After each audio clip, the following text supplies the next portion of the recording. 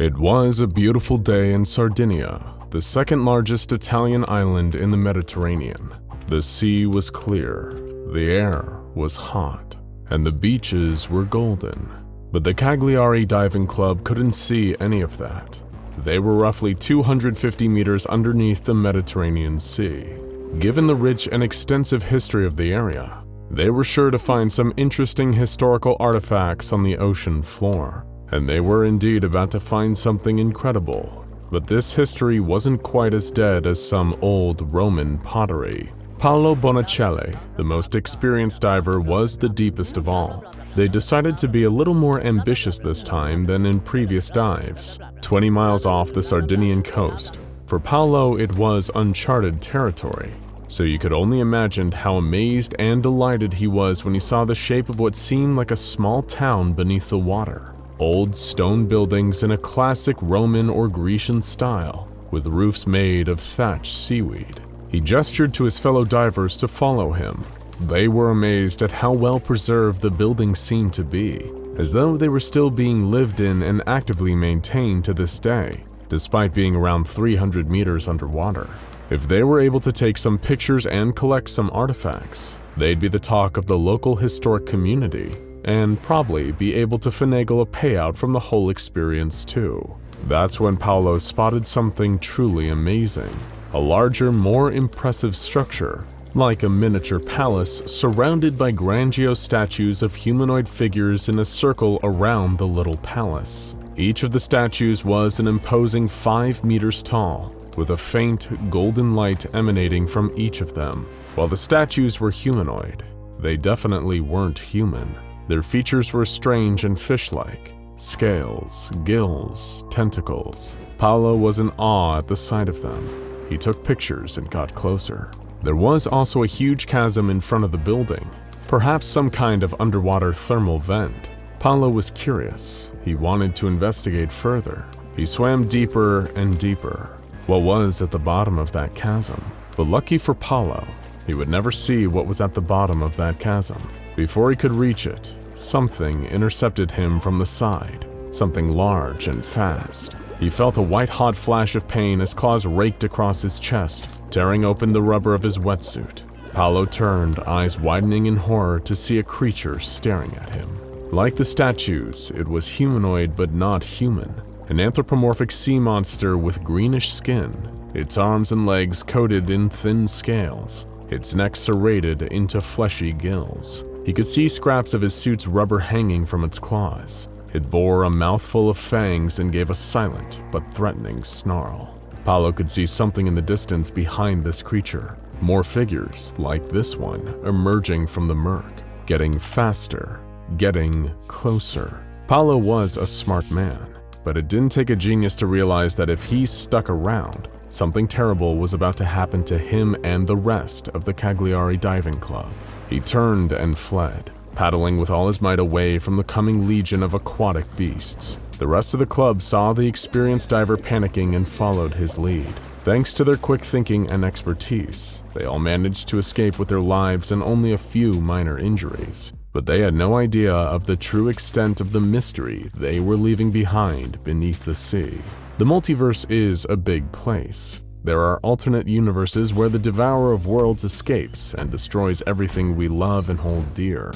There are alternate universes where the SCP Foundation has gone haywire and attempted to wipe out humanity through controlled releases of all their anomalies. There are even universes where a kill squad sent by the Chaos Insurgency hunts down and assassinates every member of the O5 Council before replacing them and leading the Foundation into a bold new era. And there are some universes where the SCP Foundation is Italian. We've covered SCP-057 on this channel before in our video on the most frightening rooms in the SCP universe, but you've never seen this SCP-057, because this is the Italian version, SCP-057-IT.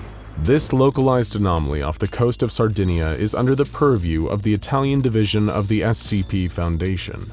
which works autonomously with its own systems and terminology. This SCP is in a frightening room that crushes its trapped victims together. This anomaly is an entire city 300 meters beneath the water of the Mediterranean Sea. Everyone has heard of the mythical lost city of Atlantis, a supposed underwater utopia outlined by such great historical minds as the ancient Greek philosopher Plato. It's something that people fantasize about. A beautiful, idyllic society under the sea, divorced from all the petty squabbles we deal with up on land. But is everything really better down where it's wetter? Let's take a look and see. When Paolo and the rest of the Cagliari Diving Club returned to the surface, they were happy to tell anyone that would listen that they encountered aggressive mermen and an entire underwater city off the coast of Sardinia. They even posted their photos onto their official Facebook page, along with photos of Paolo's gnarly chest scars. That's when the Italian branch of the SCP Foundation finally discovered them and decided to intervene. The Foundation dispatched an SIR squad known as Oreria Notatia. SIRs are the intelligence and research section of the Italian SCP Foundation, a kind of mobile task force that investigates possible informational leads. Paolo and his team were given amnestic treatment, and any evidence that they'd collected was scrubbed from existence. Meanwhile, Lieutenant Marco Levini, leader of the mobile task force SSM-2 squad, aka Legio Atlantides, was being dispatched to the source of the problem, SCP-057-IT itself. What started off as a relatively straightforward exploratory mission soon took an extremely strange turn. Levini and his men reported activity down in the underwater city, observing from the safety of their armored Foundation submarine. While the aquatic humanoids living in 057-IT were undeniably the same species, their culture seemed to be split up into two unique groups. One group had thinner scales on their arms and legs. This group was more numerous, having at least 60 active specimens, and was characterized by their extreme aggression towards any outsiders. As for the smaller group, they had thicker scales, as well as a number of eerily consistent injuries to their hands, feet, and gills. They were also distinct from the thin scales in terms of behavior, as they were a far friendlier, more curious bunch. At times, members of this subset would approach the submarine and regard it with detached fascination. Sometimes they would even point at the submarine and laugh, though their reasons for doing this are unknown. Eventually, Lieutenant Levini was so confident in their safety around the merpeople that he and a few other team members decided to disembark from the submarine on a diving excursion and properly explore the aquatic city below.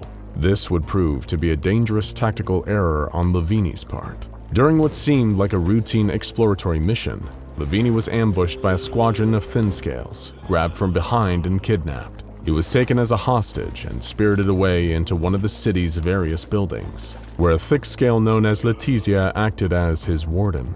But Levini soon found that being under Letizia's care was a profoundly lucky turn of events on his part, both because it allowed him to learn more about the situation, and because she was one of the small group left in the city who hadn't become dangerous fanatics. That's right, the merpeople were in the middle of a heated civil war. Both from the observations of Levini during his captivity and later interviews conducted by project head Dr. Giuseppe Pistillo with some liberated members of the Thick Scales, they learned that a terrible religious conflict had broken out in SCP-057-IT. The accounts coming from the rescued citizens illustrated a similar backstory to what the Italian Foundation had theorized regarding the merpeople. They were the descendants of people that lived on the island of Nisros up to the 14th century BCE, before it was devastated by a volcanic eruption, forcing them into the ocean, where they evolved the ability to live in aquatic environments through anomalous means. Since this change, this new species had been operating in Mediterranean waters, migrating regularly in order to avoid detection, passing their way of life from generation to generation as the world changed and shifted above them. In many ways, they were quite similar to humans, such as their reproductive habits. They mate and reproduce after a gestation period, more like animals than fish, though their gestation period is slightly shorter than human beings at 6 months. They largely speak Latin, though the oldest merperson among them also speaks ancient Greek. Merchildren born in Foundation containment have shown strong language acquisition skills, as they have proven more than able to learn modern Italian. and even more fascinating from a standpoint of sociological study. The Mer people have formed their own unique culture under the sea, and this is where the problems started. Abstaining from the belief of the Greek and Roman pantheons their ancestors looked up to, the Mer people instead worshipped their own group of water-bound deities, whose images were reflected in the great statues in the center of the town. The large building near the statues and the chasm was the home of the mayor, the town's de facto leader. However, what had been a workable system for centuries began falling to ruin when a strange religious fanaticism began to spread. A cult-like group soon formed and began holding ceremonies where they worshipped a powerful entity in the chasm known as the Great Eye. This new cult was known as the Cult of the Great Eye of the Mediterranean, or SCPs for short. What began as a fringe belief soon became a frenzy and took over the better part of the town, with the acolytes of the Great Eye proving themselves more than willing to spread the gospel of their new deity with violence. Some of the more arduous non-believers were killed for their heresy, while others were simply ritualistically mutilated in order to prevent them from rebelling. Letizia had her own evidence of these targeted mutilations. The thin scales had cut the aquatic webbing from between her fingers and toes, making it harder for her to swim away and escape.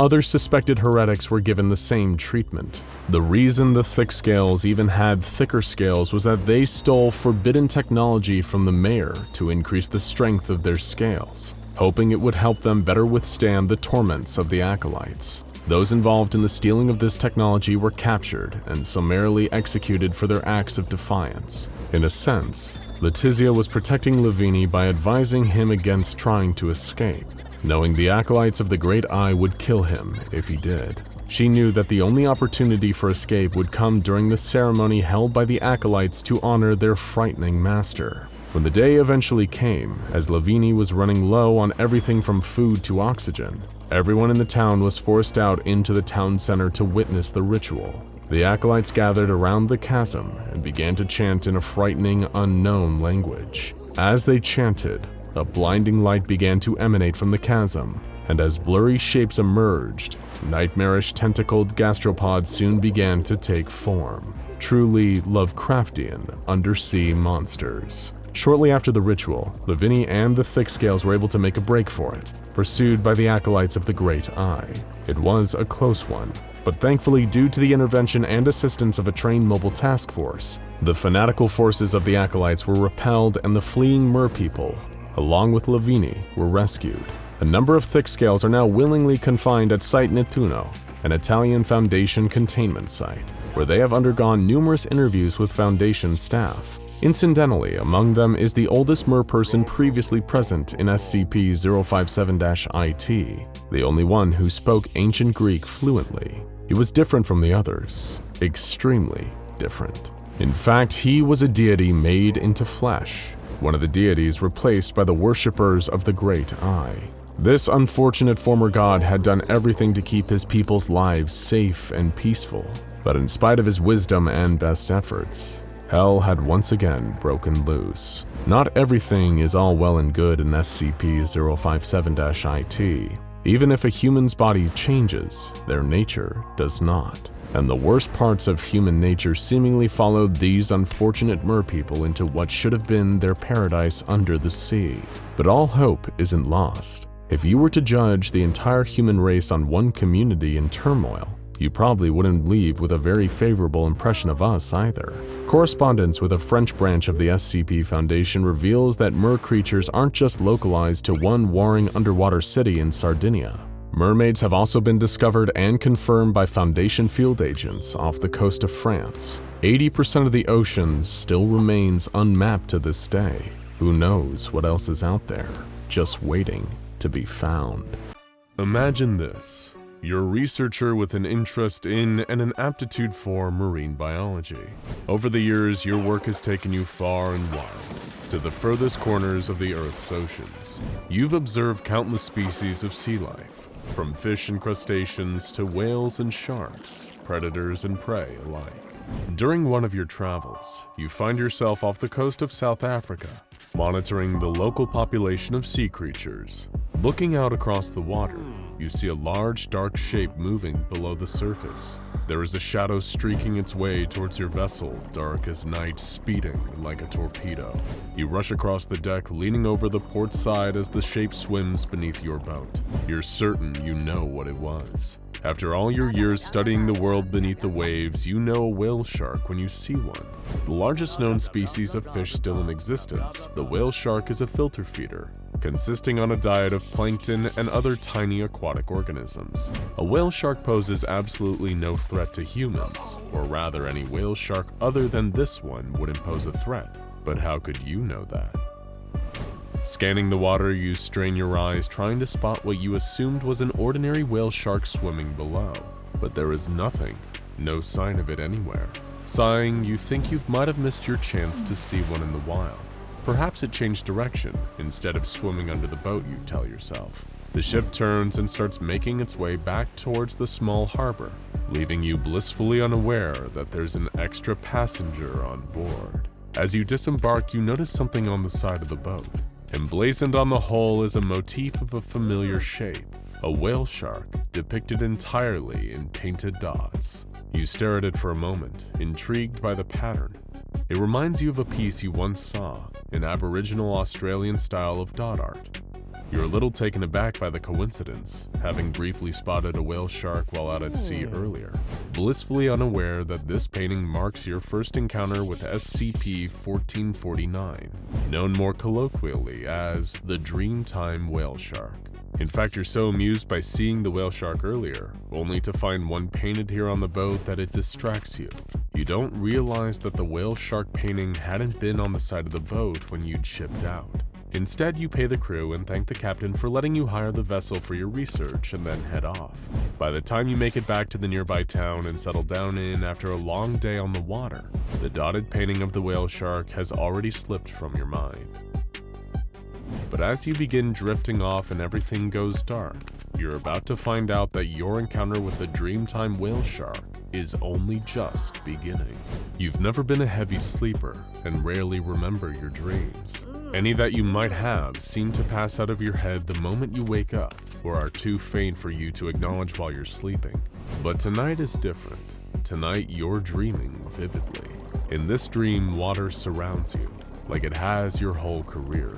But this time, you're underneath the surface, adrift in an empty ocean. Nothing around you but endless blank sea. You feel something in your hand, something smooth and moving gently like organic matter, something alive. You find yourself gripping the tail of a whale shark, and somehow, as is often the way with dreams, you know that this is the same whale shark from earlier that day. The one that swam up to your boat and ended up sticking on the side of it as a dot art painting. SCP-1449 has this latent ability. While it normally appears as a flat two-dimensional piece of Aboriginal Australian dot art, the Dreamtime Whale Shark can shift whenever it is underwater. It still appears as a collection of painted dots in this unmistakable shape of a whale shark, but in an aquatic environment, it becomes three-dimensional. And that's what you'd seen swimming towards the boat. Not just a whale shark, but SCP-1449. Within your dream, you release the Dreamtime Whale Shark's tail and begin to float upwards. Breaking the surface of the water, you breathe lungfuls of fresh air. The first thing you see is land, and it's close by, close enough for you to swim to shore. Paddling through the water, you reach an island, one in a chain of small landmasses, tiny continents in a shallow, unfamiliar ocean. You look back to the water, but can find no sign of SCP-1449. The Dreamtime Whale Shark has brought you here and left you on this island, but you can only speculate as to why. There must be a reason, you insist to yourself. The dreamscape around you, it would seem, is either the creation of SCP-1449, or at the very least a side effect of falling asleep close by to where you saw the Dreamtime Whale Shark in its painted form. Whatever this place is, there must be some way to uncover an answer. It stands to reason, you think, that if you can understand what's going on, then perhaps therein lies the key to escaping this dream and waking up back in reality. The small island you find yourself on, and the others nearby, are inhabited by strange life forms. As you walk across the shore, sand clinging to your wet feet, you approach what you thought at a distance to be a group of other people. Instead, you see a group of peculiar beings. They are not quite human, but they are definitely close. The closer you walk, you notice these strange humanoid shapes huddle tighter together, their backs to you. When you try to call out to them, asking where you are or how you might return to reality, they bustle away. The wind carries the sound of their chatter towards you, and you're certain you hear them call you another one, just another traveler from afar. What you don't realize, lost in this dream environment, is that there are others like it. Pocket worlds like this one, similar but different, currently being experienced by any others asleep near SCP-1449. As you ponder what to do on the beach, the captain of the boat you hired is on a different version of the same island, watching a herd of multiple 2,000-kilo platypi being shepherded by 6 tattooed 3-meter-tall humanoid figures.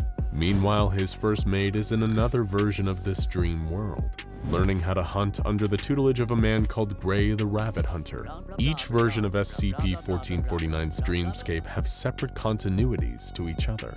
They are differing copies of the same chain of islands, with the same inhabitants, but each visited by a different traveler from afar in their sleep. Much like a lucid dream, visitors to the Dreamtime Whale Shark's worlds can interact with them, shaping and altering events in the continuity they find themselves in. Deciding to leave the beach, you elect to make your way towards higher ground to try to get a wider scope of your surroundings. Fortunately, there is a towering mountainous shape nearby, standing like dark serrated teeth against the clear horizon. You begin your dangerous trek, ascending your way up these dead, jagged hills.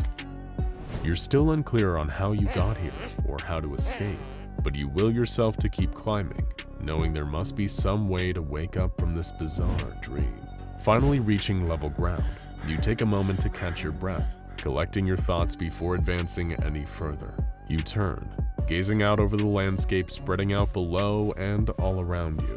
The island is small enough you can see the shore where you arrived, and the ocean flanking this landmass on all sides. In this short moment, you appreciate the beauty of this bizarre dream world for the first time. The trees sway in the gentle breeze, moving like the calm rolling of waves in the water beyond, both glistening with the warm light of the sun. While it is still true that you have no idea how or why SCP-1449 brought you here, or how to leave, you think to yourself that at least this dream environment isn't a hostile one. Not that you'd want to be stranded there forever, but there are certainly far more unforgiving places one can dream about. A grim thought suddenly dawns on you. How long have you been here? Does time pass differently in this world to the one you're still asleep in? A sound shakes your thoughts back to your current here and now. It was a voice, you're sure of it. A voice calling out, but not to you. Traversing the dead, jagged hills, you see a figure. A person from the real world like you, not one of the local humanoids. They don't see you. They're calling out to someone in a ramshackle hut cobbled together from pieces of wood and other scraps. On the arm of the figure's dark military-like uniform is a symbol, and you can just make out 3 distinct letters: SCP.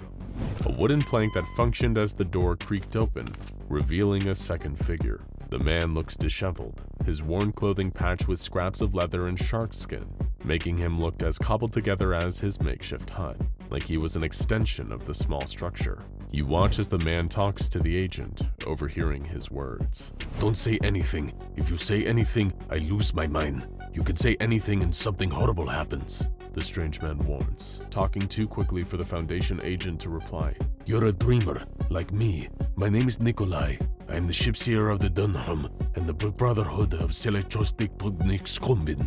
The man Nikolai, he called himself, seemed distressed, tripping over his words, disagreeing with himself until he starts trailing off into swearing obscenities. "I'm not Nikolai," he shouts. "I am Agent John," before stumbling and cursing again. "I'm sorry. I can't keep the memory straight. Being this lucid for this long hurts. The dreaming fills in all the gaps. Things have always been even as they are brought into being. I've been on this cliff since the beginning of time, just like how this place has always been here. The dream was torn away by the deaths of gods before time began, but I watched it happen 5 years ago. Are you following? I can barely tell the dream and reality apart anymore. My world has always been the way it is, and we made it like that. We heard the dreaming, the shark, that's how we see it. We heard it, killed it in our world, and the dream time poured out like it spilled blood, and we made this big scar here, and things are wrong. Fish walk and ghosts haunt the stones, and women give birth to plastic children. And the leech fields stretch out forever in the seas of human blood, and the center eats cocaine and caviar out of panda skull bowls on the crushed backs of opal mares in acres of broken glass. And it has always been like this. Don't do it. Don't do it again. You're already racing back down to the dead, jagged hills. The sight of the deranged Nikolai burned into your mind. A man reduced to a babbling lunatic, cast away and left alone in this strange dreamscape that SCP-1449 brought you to. But Nikolai is more than that. More than just someone driven mad by his isolation. He is a grim prophecy of what will become of you, unless you can find a way to leave the Dreamtime whale shark's world. Already back on the beach, you drop down, kneeling in the wet sand as the tide washes over your knees. The how or why of SCP-1449 bringing you into this dream isn't important. All that matters to you is avoiding ending up like Nikolai. Whatever it takes, you know one thing above all else. You need to wake up. But whether you actually ever will is another question entirely. The SCP Foundation seeks out anomalies across land, air, and sea, and they've encountered just about everything. From roller coaster cars rocketing through the Midwestern skies to world-destroying horrors deep underground in alternate dimensions. So it's no surprise to hear that they've happened upon something right out of an old sailor's ghostly tale. An actual, real-life ghost ship. You can almost smell the salty sea air and hear the eerie drone of a foghorn just thinking about it. But of course, with the SCP Foundation, it's never simple. It's never just a ghost ship, but something more lurking beneath the surface of that chilly sea. Several years ago, in Arcachon Bay, on the southwest coast of France, something unusual began to happen. Between nautical twilight on one day and nautical twilight on the next, a mysterious ship would appear. It was a 19th century brig with 2 square-rigged masts. It would materialize from nothing, simply fading into existence and sailing around the bay. The first sighting was reported by an elderly man in a fishing boat, who stated that, as the ghostly ship drew closer to him, his own vessel stopped responding to his control. He jerked the wheel back and forth, attempting to steer away from the brig, but the boat would not respond to his direction. Suddenly, as if yanked by an unseen force, the fishing boat was pulled underwater all at once. The fisherman luckily was able to grab a life preserver and free himself from the boat. He floated alone for hours until he was spotted by another passing boat. He tried to tell them of the unusual ship he had seen and what had happened, but by then the brig had disappeared. The ship continued to appear on a regular basis, every time staying within a kilometer of its original manifestation point, always at the same time of day. Its effect on nearby ships and vessels was consistent too, unfortunately for anyone who happened to be in the water at the same time. Wheels, pedals, and other methods of directional movement would stop working, and the vessel would be pulled underwater. Most of the time, the people on board drowned. After a pattern was established and it became clear that the ship was definitely anomalous, the Foundation designated it SCP-5987. A 3-kilometer radius was set up around the ship, blocking off the sea and air traffic. Unfortunately, this was not enough to prevent people from entering the radius anyway. As more and more civilians sighted the ship and the drownings became increasingly difficult to cover up, the Foundation decided to attempt to neutralize the ship. A task force was approved to search the area for anything that could be used to put the apparition to an end. As it turns out, sometimes the rules the old ghost stories teach you are true. You need to figure out the correct way to put an angry ghost to rest. On January 1st, 2019, the SCPS submarine Nephthys was deployed in the bay with Captain Domer at its helm. The submarine approached SCP-5987, and as it entered its area, the communication system went down and the submarine was pulled underwater. SCP Foundation Command attempted to re-establish communication with the submarine, and after several tries, it was able to get through. Captain Domer reported that the submarine was partially damaged from colliding with the ocean floor, but was still safe and operational. The communication system had come back online once the submarine had reached the bottom, and the pull of SCP-5967 had ceased. The research team deliberated over what their next step would be, but their decision was made for them. When SCP-5987 retreated further from the submarine and raised a white flag from its mainmast. At this point, Nephthys was instructed to proceed to the point where the brig had first appeared. The submarine reached the manifestation point, where they spotted wooden and steel pieces jutting out of the ocean floor. Noting that this was clear evidence of a shipwreck, Nephthys switched to search mode to focus further on the small wooden wreck. Captain Domer then deployed the diving team to clear out the wreckage and inspect it for anything significant. Several skeletons were found, corroded by the salt water to varying degrees. As spectrally significant remains do not decay or corrode, according to Foundation research, the skeletons were deemed unimportant to the mission and left where they were found. One of the divers, Agent Lacroix, found a carved figurehead resembling a siren or a mermaid beneath the hull. Unlike every other part of the ship, the figurehead was not damaged at all, completely untouched by the elements. It was collected and brought aboard the submarine to be taken back to the Foundation for further study. As the submarine returned to the surface and made its way back across the bay, the chime of a bell rang out across the water. As the sound faded from the air, SCP-5987 faded from view. The next day, when nautical twilight rolled around, the brig was nowhere to be seen. Removing the figurehead, whatever its significance was, had somehow tamed the ghostly ship. But what was the ship? Where did it come from?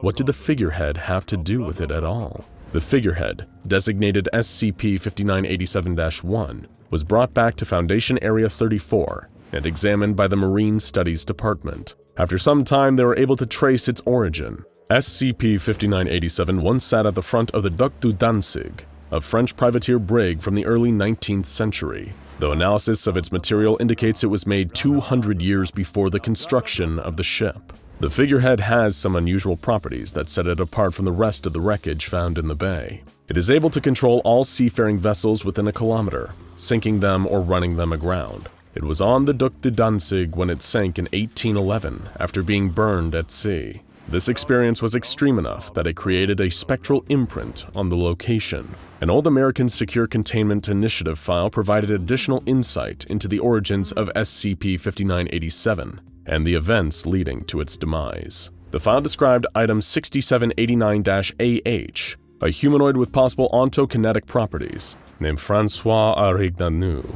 He was a French corsair, captain of the Duc de Danzig. A bounty of 10,000 francs was placed on his head by a group known as the American Secure Containment Initiative, a precursor to the SCP Foundation from the 19th century, with a bounty of an additional 100 francs for each member of his crew. According to the file, Arignanou was believed to have been some sort of anomalous being. This assumption was formed from observations of the captain physically controlling the paths of other ships within his line of sight. While standing on the bow of the Duc de Danzig, Arignanou was able to manipulate the riggings and sails of enemy ships in any way he wanted. Some of the ships were pulled underwater, their crews drowned. Others were dashed against rocks and destroyed. Some others were run aground and looted. This ability allowed the captain to rise through the ranks of the French military, capturing over 20 military and merchant ships in less than 10 years. The initiative planned to capture the captain when he disembarked his ship and sink the ship in order to prevent him from escaping custody. However, before they could implement their plan,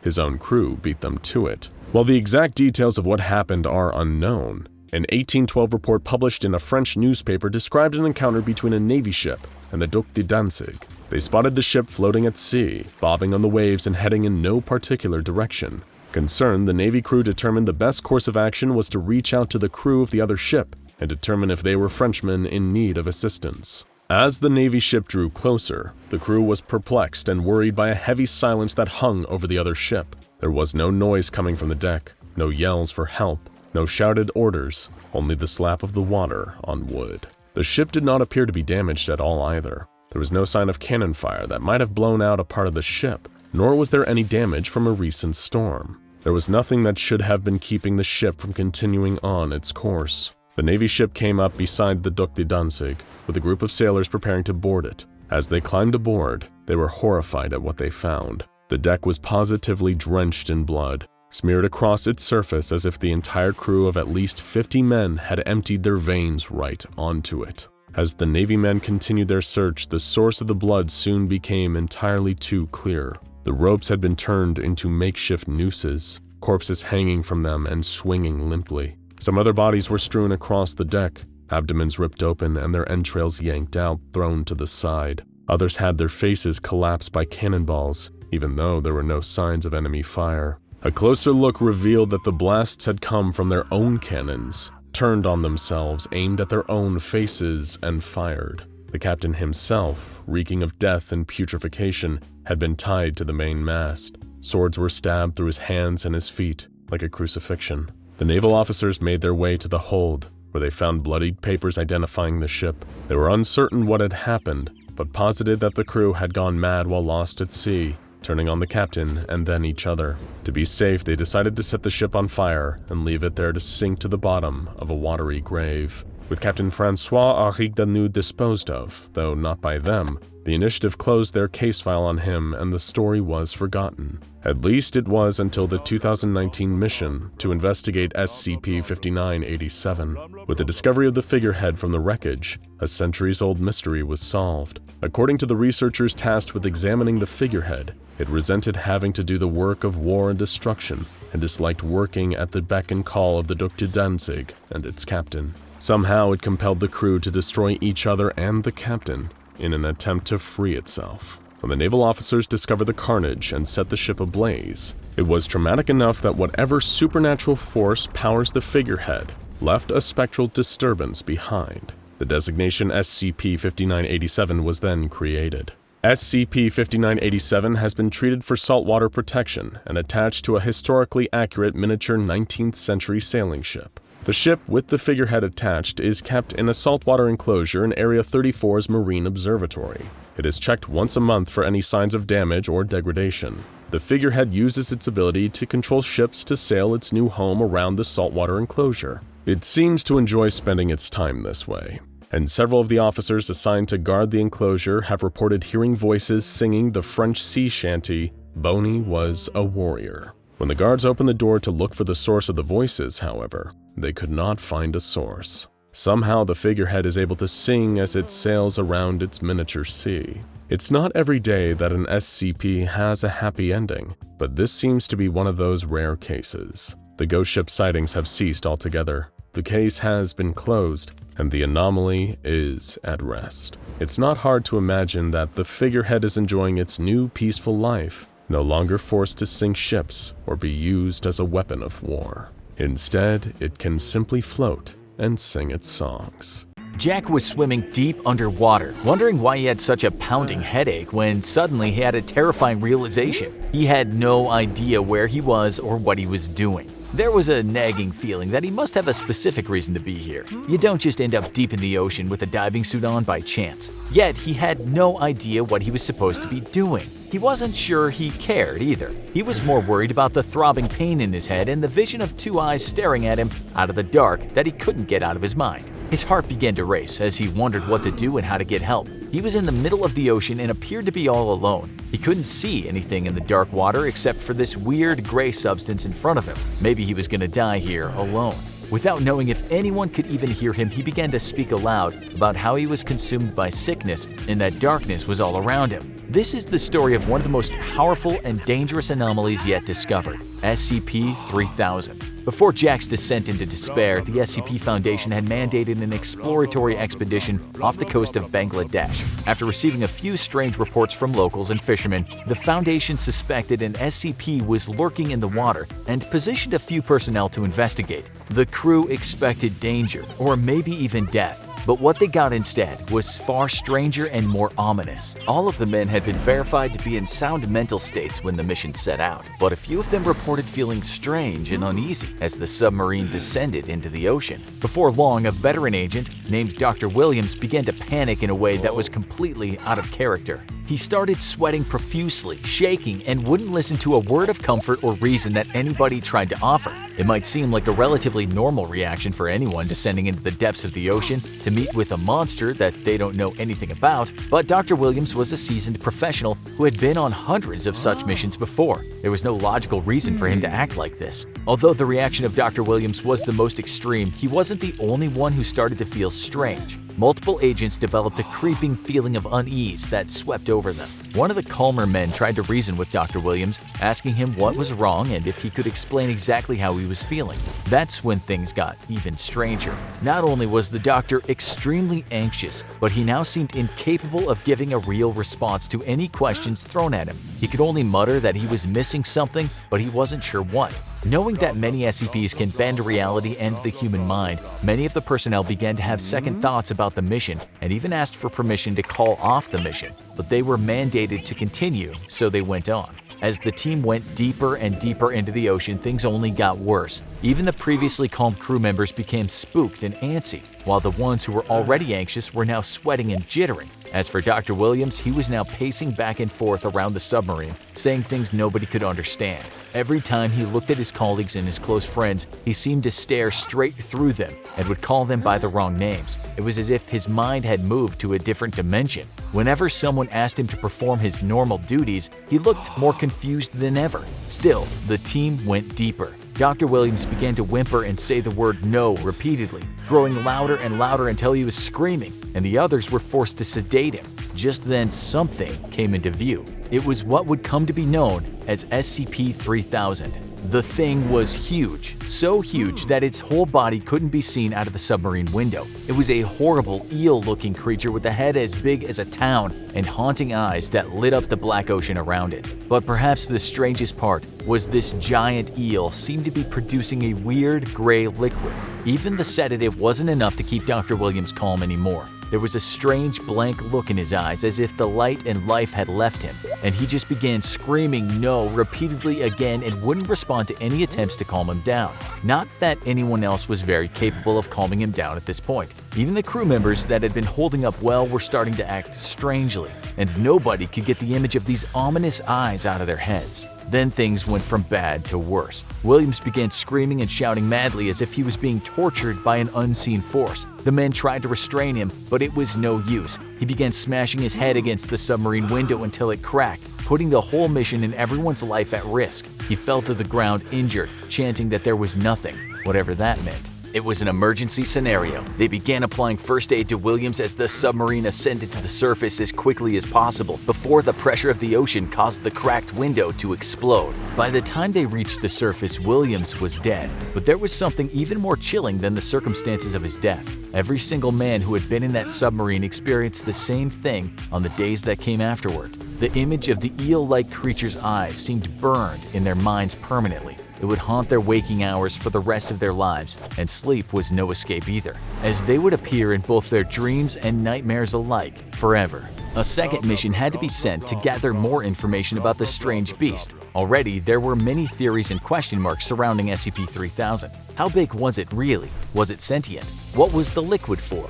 None of the men who had been on the previous mission were willing to return to the waters, but a new group of brave recruits volunteered. They were about to find out what so many in history have learned the hard way, that bravery and foolishness are often mistaken for the same thing.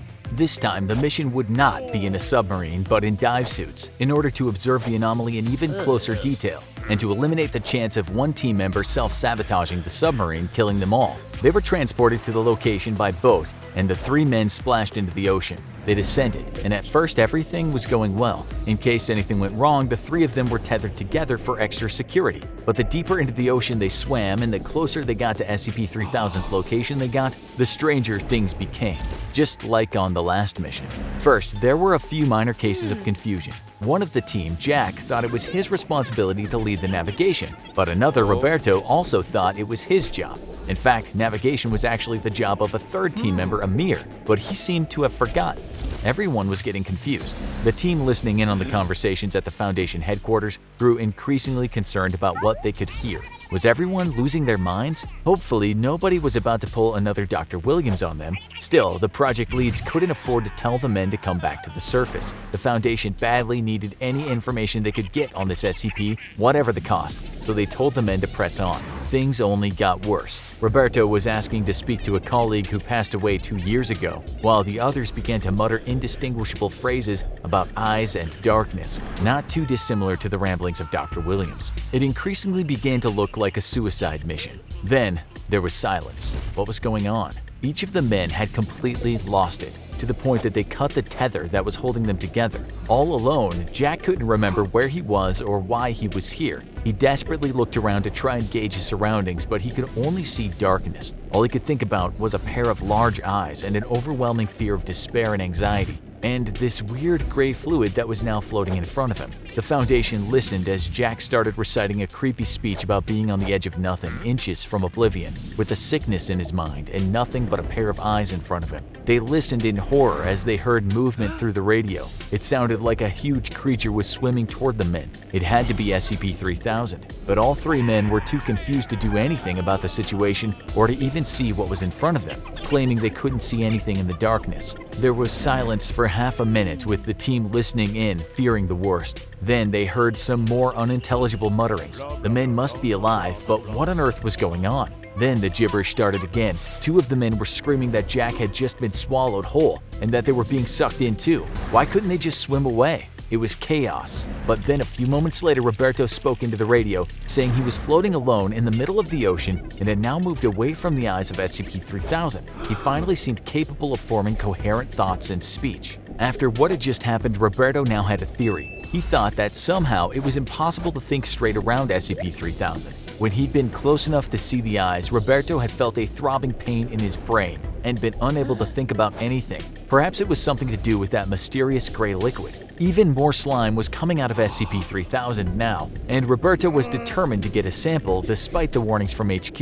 In one final burst of motivation, he swam close enough to take some of the gray liquid and put it in a special sample collection unit that was designed to float to the surface for collection later. He had acquired some very important data, but he seemed to have lost all hope of preserving his life. Roberto started telling the team over the radio that he was dying and that his heart rate was too high, but cautioned that it would be too dangerous for anyone to try and rescue him. The personnel continued to try and communicate with Roberto to figure out what was going on, but his words had stopped making any sense until finally he went quiet. Minutes turned into hours, hours into days, and still there was no sign of Roberto or the rest of the divers. After 3 days, his radio, which had only been sending a steady stream of static, finally stopped working altogether and he was presumed dead.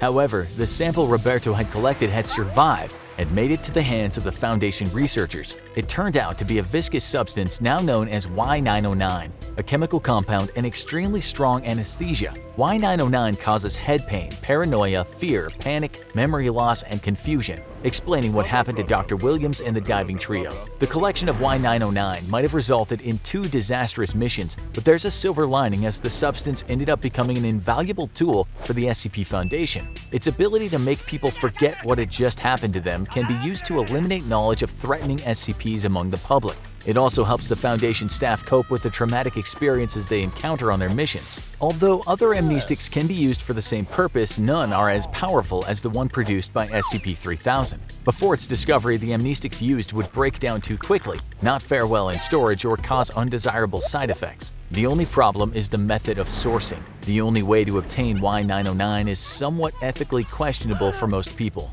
SCP-3000 produces Y909 after eating, so the best way to stock up on it is by feeding the creature. Sedated, D-Class personnel from the Foundation are sent on missions supposedly to observe the anomaly up close, unaware that this mission is one way only. Other divers are then sent later to collect the fluid from a safe distance and store it. Of course, it's all for the greater good of humanity. Now, the Foundation protects SCP-3000 as best as it can guard something hundreds of kilometers long. The area is carefully patrolled, and members of the public are not allowed to enter the part of the bay where it resides. Anybody who accidentally comes into contact is contained. Eventually, another pair of Foundation doctors went down in a submarine to try and learn more about SCP-3000. One became so affected by Y909 that he began hallucinating. He started talking about Ananta Shesha, the king of serpents in Hinduism. Ananta Shesha is believed to be all that will be left after the end of the world because it exists throughout all of time simultaneously. The doctor said he believed that this was in fact Ananta Shesha, that SCP-3000 simply shows us that eventually everyone dies and fades into the darkness of oblivion, right before he exited the submarine and swam right into his mouth. Luckily for now, SCP-3000 seems to be in a sort of hibernation state. It rarely moves and it doesn't hunt, although it will eat when fed. But no one knows when or if it'll wake, or what it's capable of if it does. Will it destroy the world, or simply drive us all insane?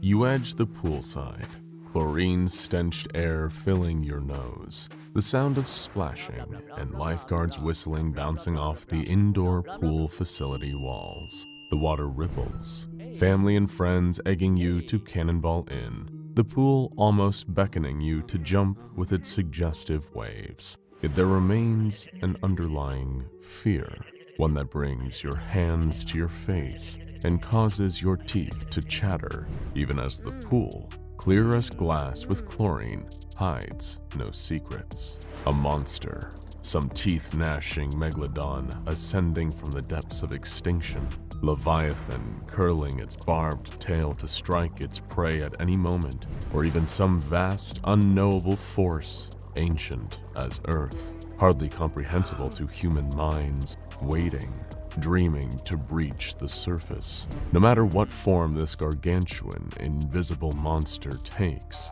you know one thing. Once you jump in, you will not return to shore. You take a moment, recompose yourself, and laugh off the fear. Maybe a product of too much research on the bloop, that deep ocean sound continuing to confound scientists as to its cause. Or maybe too much binging infographics videos on sea monsters, krakens and Loch Ness monsters, mysterious globsters cast onto shores throughout America. Whatever the origin, the thought seems ridiculous to you now, and your fears regarding invisible sharks stalking the pool perimeter escape your mind as you hurl yourself into the water. SCP-1128. In the vast archives of a hidden site, stuffed into a drawer amongst uncountable horrors like it, the SCP Foundation holds a description of a vast, unfathomable horror that'll make you more suspicious the next time you pass a pool, lake, or even a bathtub or puddle of water.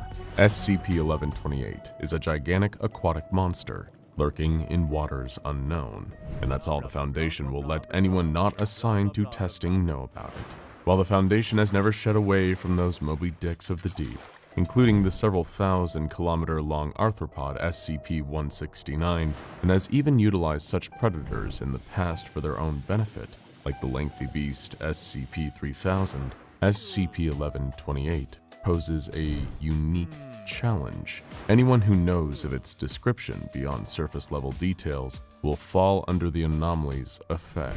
The representation you see now is merely an artist's interpretation of the basic prompt. The Foundation, of course, had to discover the monster's effects in the first place. The chain of communication becomes foggy, but a tip from an unknown source alerted the Foundation to the monster's existence and details regarding its manifestation. One man who had stumbled upon the entity's full description started developing acute thalassophobia, the fear of large bodies of water. Not bodies in the water, mind you. The man refused to relax on the beach or fly overseas, claiming he could see the monster's dark silhouette lurking underwater, ever scouting for him. This eventually extended to even closed bodies of water, like lakes, ponds, and pools, still insisting that the creature swam under the surface, trailing him wherever he went. His friends dismissed him as crazy, and he too believed he had fallen under some hysteria. He decided to take a nice, warm bath to soothe his mind and ease his troubles. He turned on the faucet and let the tub fill up. He put on his best bathing suit, ready to calm his anxiety once and for all. This had been plaguing his mind for far too long, and he was ready to rid all the negativity surrounding this phobia. Basically, he was sick and tired of being sick and tired over the idea of it all. He mustered up the courage, and with the anticipation to just simply relax, he took his first confident step into the tub. He paused for a moment and breathed a sigh of relief. He picked up his other foot and stepped fully into the bath. Splash! He fell straight down right through the tub. Waves and bubbles blocked his vision. His arms flailed as he sunk deeper into an abyss of water and fear. This wasn't supposed to happen, he thought. Several moments later, while still in a full-on panic, the buoyancy of his body began to slow his sinking. The bubbles from his underwater screams rose above him, and he began to follow their direction, scrambling back up to where he'd come. Just as he made it back to the surface of the tub water, choking and hyperventilating in terror, he swore he could see a distant creature, the very same that stalked him through oceans and pools, staring at him. Shaking, he hoisted himself out of the water and ran out of the house. Hysterical, he ran through the surrounding neighborhood, desperately searching for someone he could relay his experience to. Blinded by fear, he neglected to spot a puddle in the middle of the road he ran on. He raised his foot, arched forward, and landed straight into the seemingly shallow water. Splash! Again, he found himself completely submerged and drowning. After a minute, he did emerge from the puddle, but not in one piece. Knowledgeable of this incident, the Foundation set about expunging any traces of the monster's description from the world, physical and digital. The description had low distribution according to the results of Foundation web crawlers, but this hardly stopped the Foundation's endeavor. With forum posts deleted, individuals located and amnesticized, and catalogs trawled to ensure the description did not proliferate, the Foundation engaged in what it does best: questionably ethical experiments. First, they had an anonymous D-class, uninformed of the creature's effect, read the description of the beast. While the pamphlet they gave him confused him somewhat, he didn't feel particularly frightened by the entity, and he confusedly put on the diving suit the Foundation testers provided him. As they connected him to a cable and told him to enter a bathtub, the D-class did as they instructed him. The D-class expressed initial confusion at the tub's depth, remarking that it looked so tiny from the outside. As the D-class continued to descend, he analyzed his surroundings, realizing the nautical reality that enveloped him. He asked how an ocean got stuffed into a bathtub, but the test organizer had no room for miscellaneous talk. He continued to descend until he hit the sandy bottom, seaweed covering the ocean floor. The D-class looked around. Tropical fish swam in schools, coral covered the seabed, and to his right dropped an immense cliff, a sheer edge. The test organizer advised the D-class to approach the cliff, and he begrudgingly complied.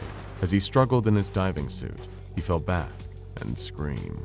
SCP-1128, the aquatic horror, swam distantly, gracefully even, and paid no attention to the D-class so fixated upon it. He realized that the creature matched the one he read on the pamphlet, and almost complained about this when he saw a blue whale swimming alongside SCP-1128. Compared to the monster, the whale looked like a guppy. The whale glided in front of SCP-1128's jaws. The monster remained tranquil, stared at its prey, and bit the whale in two with one chaw. Its teeth glistened in the water. The test operator requested the D-class to pull back, and as the cable began to draw him toward where he came, the D-class stared at the creature, swallowing the chunks of whale whole. The D-class's eyes remained fixated on the creature, partially in fright, partially in awe. He wondered how ocean trawlers hadn't discovered such a giant beast yet, with the world effectively under 100% surveillance, something the D-class knew far too well as a convict. Yet the D-class recognized, and if not comprehended, partially understood the ocean's vastness and mystery. The dark depths reveal no inkling as to their contents, and a creature like a giant squid or the coelacanth can remain in hiding for centuries, if not millennia. It held him in wondrous thought to consider the vastness of the depths. When SCP-1128 stopped and stared at the D-class, this feeling of wonder was quickly replaced with fear. As the creature approached, the D-class pleaded with the test operators for help. As the test operators accelerated the rate of the cable returning, the D-class took short, shallow breaths, filling his body with dangerous nitrogen as he ascended, further impairing his judgment. He had devolved into gibberish and screaming when face to face, the monster consumed its prey. The cable went slack, and the test operator pulled up only a broken wire, snapped, the water turning a cloudy red. The test operator knew that the unprotected D-Class had no chance at survival against the monster, but he could potentially arm and shield them. He had another similarly ignorant D-Class once again dress in a scuba suit and enter the tub. However, the test operator placed the D-Class within a shark cage, a la the movie Jaws, and lowered the cage in with another cable and winch system. While unsure how this would fare with SCP-1128, the test operator remained hopeful that the D-Class could survive and recount his story. Unfortunately, as the cage lowered into the tub, the test operator received no response from the D-Class until the line spontaneously tightened, snapped, and loosened. Hoping to find the D-Class's remains, the test operator only found shredded pieces of metal, torn and twisted like taffy. The test operator decided that he could utilize the Foundation's arsenal to his advantage and used an anomalously toughened shark cage in his testing, perhaps using an anomaly like the clockwork machine SCP-914. He gained approval from his higher-ups to undergo this procedure, and after some testing, behind a shining, strong-as-titanium shark cage, which he placed another D-Class within.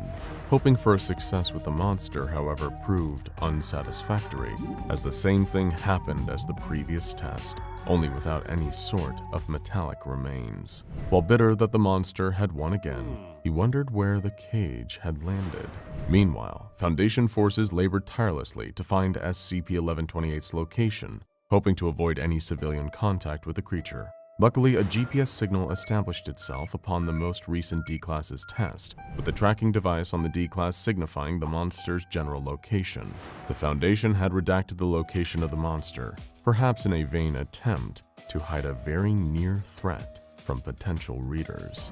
The Foundation set up a team of only the most talented boaters in its forces, Mobile Containment Force Kappa-12 Sea Devils. Upon arriving at the location, the Sea Devils discovered the previously enhanced shark cage, completely undamaged. However, closer inspection revealed traces of human DNA on the bars, though the Foundation could not confirm whether the DNA belonged to the previously sent D-Class. The test operator, while glad his shark cage survived the monster's attack, still found himself dissatisfied with the overall results of the test. He knew he needed to quell this creature's impact before a large population viewed it or knew of it, but the horrible beast had evaded all attempts at peaceful interaction.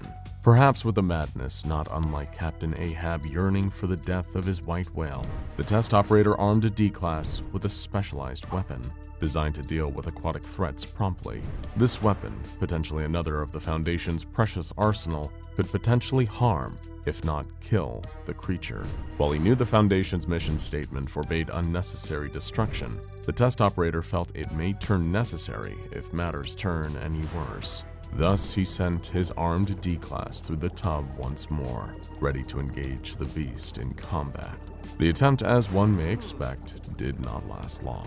The D-Class, upon spotting the creature, aimed his weapon at the monster and attacked it, but rather than drive the creature away, it only turned intently upon the D-Class, as if it desired a fight. The D-Class barely managed to scrape SCP-1128 before the creature devoured the D-Class, leaving the test operator once again empty-handed.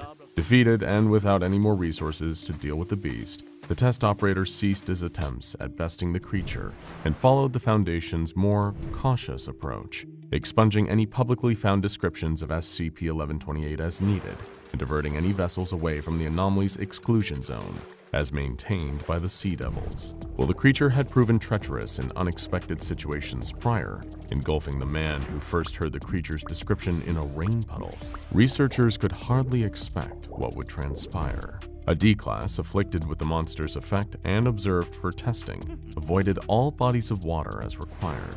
Eventually, however, the D-Class needed to interact with some kind of water, drinking water. In a choice between a little water exposure or certain death, the D-Class felt inclined to choose the former. He filled his cup with water and, for fun, placed his finger into the cup, dropping it into the water. SCP-1128, unseen from the outside, violently pulled the D-Class through the cup into its watery domain. The D-Class had not a chance to scream. This alarmed containment staff, now cognizant that even the tiniest specks of water could transport an afflicted person into SCP-1128's ocean territory, This proved particularly strenuous when a new report of a potential SCP-1128 manifestation arose. An old woman, isolated with her cats and knitting supplies, found an article online with a description of the monster. Frightened and disgusted by what she read, she closed the article and continued on with her monotonous life. Such a life would take a turn for the worse, however, when she too developed that all-encompassing water-based fear.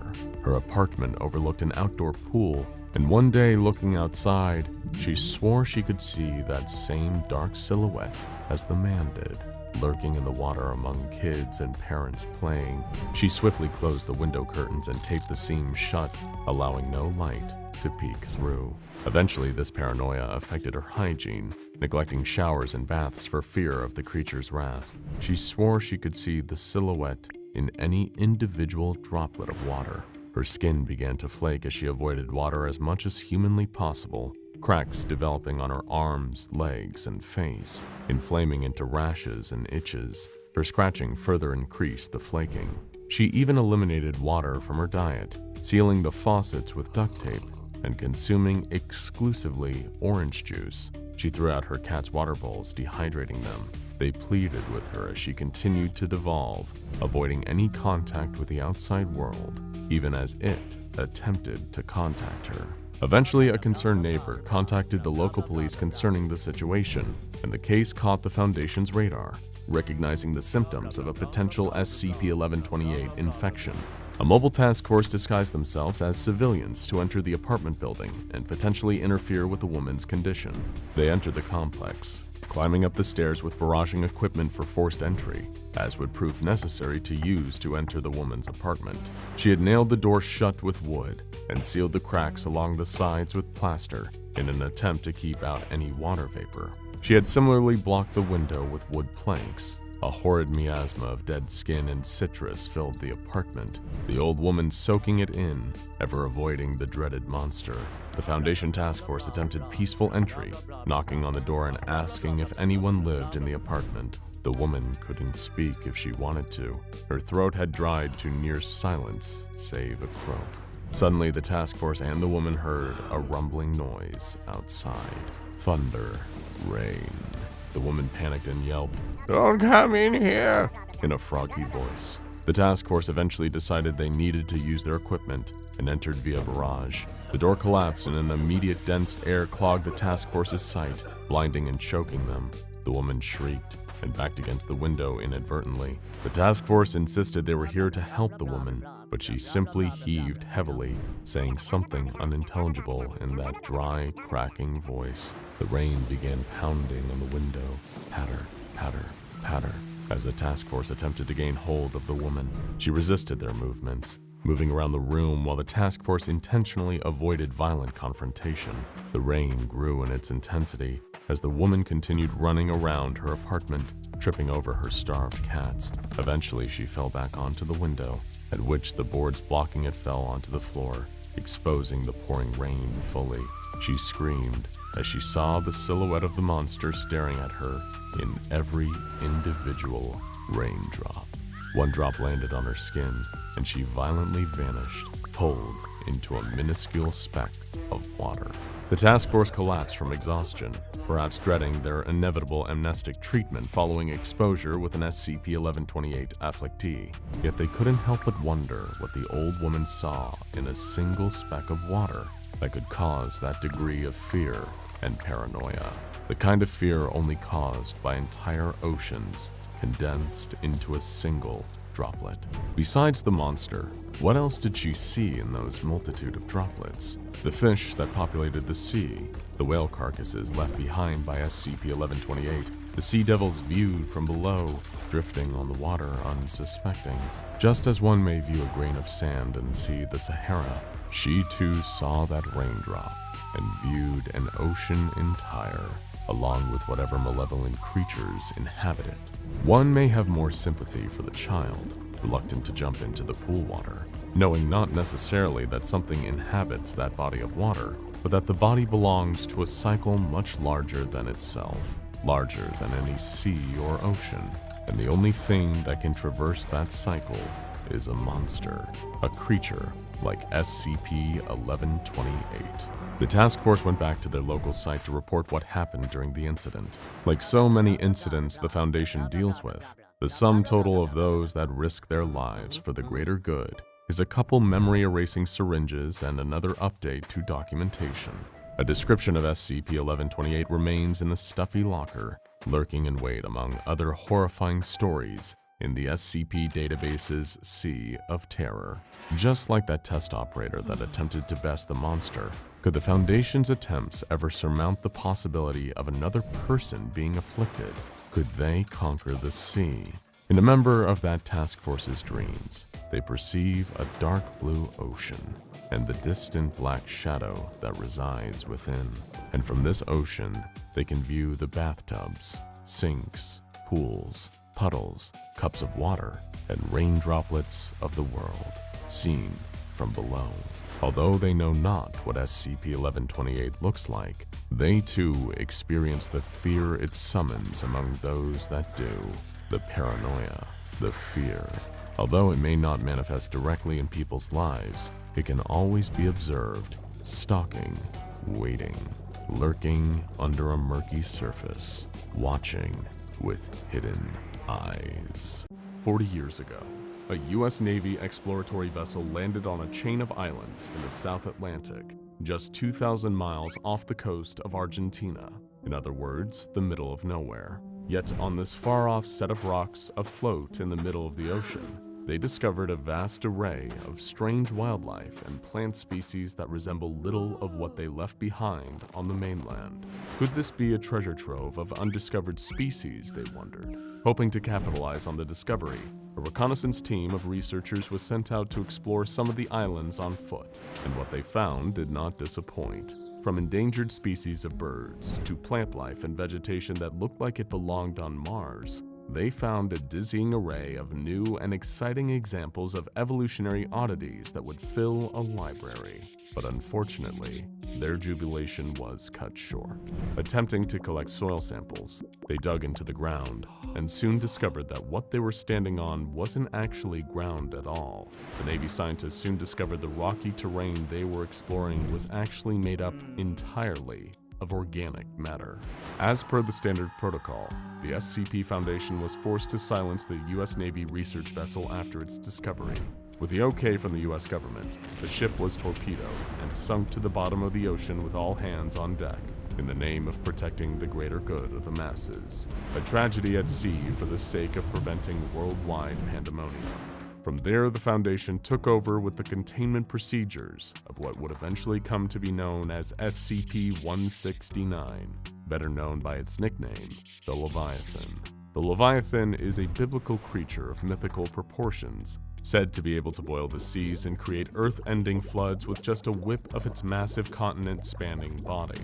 It is unclear if SCP-169 has the ability to do these things, though, given its massive size, which Foundation researchers estimate to be somewhere between 2,000 and 8,000 kilometers. It's easy to see how something that big moving at any speed could be devastating for the coastal regions of the world.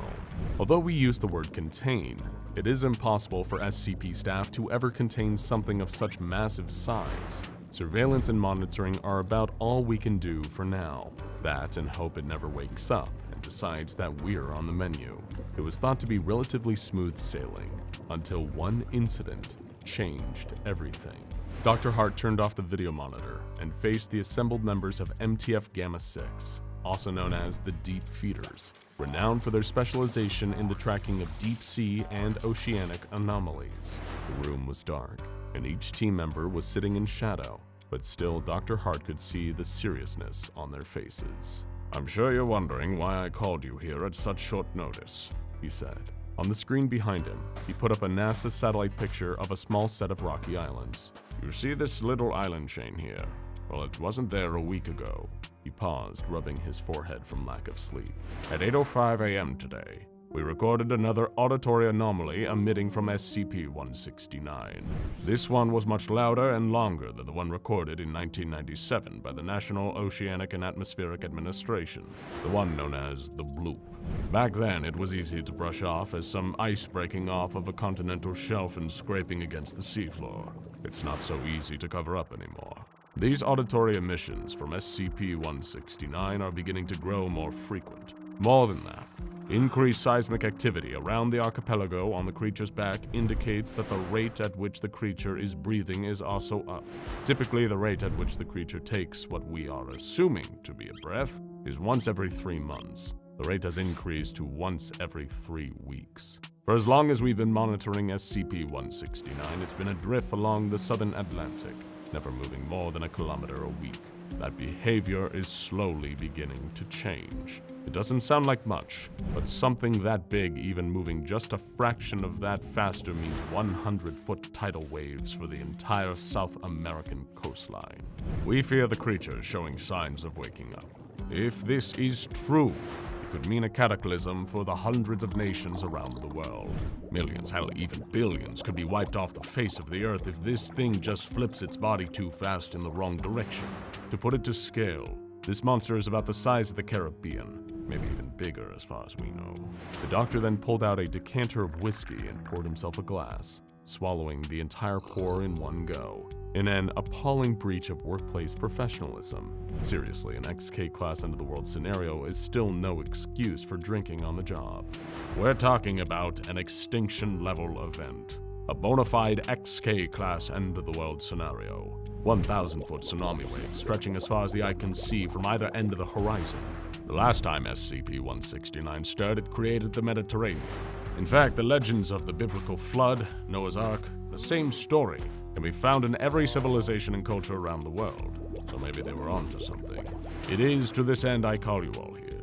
To save the world from the next great flood. He paused for a moment as the room took in the gravity of the situation. The more we can learn about SCP-169, the better. And right now, we know squat. For one, we've never seen just how deep the body of the creature goes, or what's under it. The pressure has been too great for our current model submarines, until now. After reinforcing our Nemo-1 deep-sea submersible with thaumaturgical runes, the integrity of its hull has increased exponentially. Your mission will be to travel as far down and as close to the creature as possible. If it breathes, then there must be gills or lungs. There must be some basic biological facts we need to understand if we're going to survive extinction. Our only recourse is to find a way to sedate the creature, and if that doesn't work, then God help us all. Just 12 hours later, deep in the waters of the southern Atlantic, a massive submersible ship was diving down into the depths of the deep ocean, looking for a way to stop the end of the world. Agent Ja 6-1, a member of Deep Feeders, looked out of the massive viewing port as the ship slowly descended alongside the rocky trench that made up the body of SCP-169. Behind him was Dr. Hart, sporting a white 5 o'clock shadow and a red nose from a night of drinking to calm his nerves. The entire crew were silent in awe as the giant floodlights of the ship brushed over the barnacle-covered surfaces of the undersea mountain. They progressed slowly, reaching each milestone in depth with caution, knowing that one wrong move could destabilize the pressure in their ship. Ja 6-1 murmured the word, "Scales." "What?" asked Dr. Hart. "I've been watching the patterns of the ridges as we sink down. They look like scales. Giant segments. It's hard to see at first because they're so covered in barnacles and sediment, but I'm sure of it. They're giant, armored scales, the way lobsters or crabs have armored exoskeletons." "Interesting," the doctor said, scratching his chin. "Arthropods have segmented armored bodies. This means we might be looking at some sort of evolutionary hybrid, some sort of aquatic mammal such as a whale or dolphin, but one that has developed armored segmented scales similar to that of a crustacean." The doctor crossed his arms to think. "The closest thing we have on the fossil record of this magnitude is an armored fish from the Cretaceous period, but even that's way too small to compare to this. This thing has an entire ecosystem on its back." "How old is it?" asked the agent. "Well, now that you mention it, given the impossible age of the creature, an arthropod would make sense. Lobsters and other crustaceans don't age conventionally, you see. They are effectively immortal. In fact, they actually die because they continue to grow until their bodies can't hold up their humongous size anymore. And yet, SCP-169 just kept growing." The doctor trailed off, thinking to himself. Dr. Hart, still lost in thought, turned to walk to the back of the submersible as Zhe 6-1 followed. He said as much to himself as to the agent, "The creature is old. The geological survey conducted when SCP-169 was first discovered carbon-dated the specimen to over 541 million years old. As you can probably surmise, that's too old for any living being. The results had to be incorrect, and yet I checked them myself more than once. And numbers do not lie. The entity predates our civilization. Hell, it predates complex life forms on this planet as we know it. From an evolutionary standpoint, it doesn't make any sense." The agent, confused, asked, "Doctor, how could something so big even come into existence?" "Very little of our planet is actually landmass. It's a wonder we call it Earth. Most of this planet is water. We aren't looking at a creature that's on our planet, Agent. We are on its planet." Just then a flurry of alarms and sensors began to go off at the bridge of the ship. The team scrambled to their stations, checking off monitors and shouting readings to each other. "The ship's thermal sensors are detecting a massive rise in temperature, transmitting power to cooling systems. We have activity northwest of our location. Sonar has something big headed our way. We need to dive now." The ship lurched forward, nose first, as everyone on board held on to their seats, the restraints keeping them from falling forward. Just outside of the viewing port, Dr. Hart could see an enormous scaled appendage moving fast in their location. "We need to steer the ship clear of the Talons. Revert all power to the thrusters. Get us out of the way," the doctor yelled. "Don't you think I'm doing that?" the captain shouted back. The ship jolted sideways and downwards as an immense wave of pressure came over the submersible, putting 6 Gs of force on its occupants. Zhe 6-1 yelped out of fear as the ship came close to crashing into what appeared to be the edge of a titanic talon the size of the Empire State Building. Following the encounter, the part of the ship bordering the reinforced glass of the viewing port began to glow bright red. "It's boiling the water around us!" one of the crew members cried out. "It's not boiling anything, it's just cavitation due to the pressure reduction in the water. The updated runes on the ship's hull should keep us safe, we just need to cool our heads. Stay focused on the mission, bottom feeders." After several moments of holding their breaths, the crew of Nemo 1 began to relax as their pace returned to a slow descent along the side of the underwater behemoth. Before long, the vessel was no longer traveling straight down, but starting to curve under the creature, traveling north towards the theoretical head of SCP-169. After several hours, the ship came upon giant fissures in the rocky exterior of the creature. These massive vent-like structures appeared stiff, but slowly they opened and closed over the span of weeks. These were the respiratory organs of the organism. Clocking it at over 2 miles underneath the surface of the ocean, the crew carefully began entering the smaller pod-like submersibles that detached from their main ship. Zhe 6-1 entered his pod and strapped on the haptic gloves that would give him control of the pod's robotic arms. He and a team of 3 other volunteers had agreed to undergo the dangerous mission of attaching artificial chemical emission machines that could be programmed to release anesthetic gas into SCP-169's respiratory system on command remotely. The emission machines could be refueled manually whenever the contents ran out. It was an ingenious solution Dr. Hart came up with when thinking of his time studying sharks as a marine biologist. They would tag the fins of sharks by capturing them and bringing the specimens on the deck of their boat. From there, the scientist would drill a radio frequency emitter onto the fin of the shark. When he had first seen this practice as a young college student, Dr. Hart was afraid the process was harming the shark, but later he learned it was designed in a way to not be harmful to the specimen, and eventually the tag would fall off after enough data on the shark's movement was collected. Except these tags would not be falling off, he thought. They could not. For the sake of all mankind, this had to work. The doctor pressed a button on the receiver of the radio and spoke. Zhe 6-1, what's your status? Pressure's holding, all signs look good. Zhe 6-2, pressure's holding, all good. Zhe 6-3, all clear, Captain. Zhe 6-4, there was silence. Zhe 6-4, do you copy? All clear, Doc, sorry, my mic was muted. En route and ready to do this thing. Dr. Hart sighed in relief and slowly reclined in his chair. watching the pods move closer to the large openings on SCP-169's side. One by one, the robotic arms used underwater torches to drill into the thick, rock-like exoskeleton of the creature, screwing in complex million-dollar equipment that was both waterproof and could withstand the immense pressure at such a depth under the ocean. As the minutes turned to hours, Dr. Hart couldn't help but feel anxiety for the safety of his crew and the success of the mission. But before long, the pods began to return one by one to the mothercraft, each completing the segment of work with which they were tasked. The last pod still working was just 6-1, whose robotic arm was in the process of rotating a large industrial-sized screw. Just 6-1 had all but finished when suddenly a low rumble could be felt shaking the larger submersible. Dr. Hart's voice came crackling over the radio. "Get back to the ship now!" Just 6-1, wrapped in deep focus on his task, replied, "I'm just about finished, just packing up my tool belt." "Leave it. Return to the ship now. That's an order." "Jesus, what's wrong? It's not like this is the end of the world," said the agent, chuckling over his radio. An ear-piercing echo sent shockwaves through the depths of the ocean around the submersible. The waves rumbled with the sound of SCP-169's voice, similar to the sound of a large whale, but amplified by a million.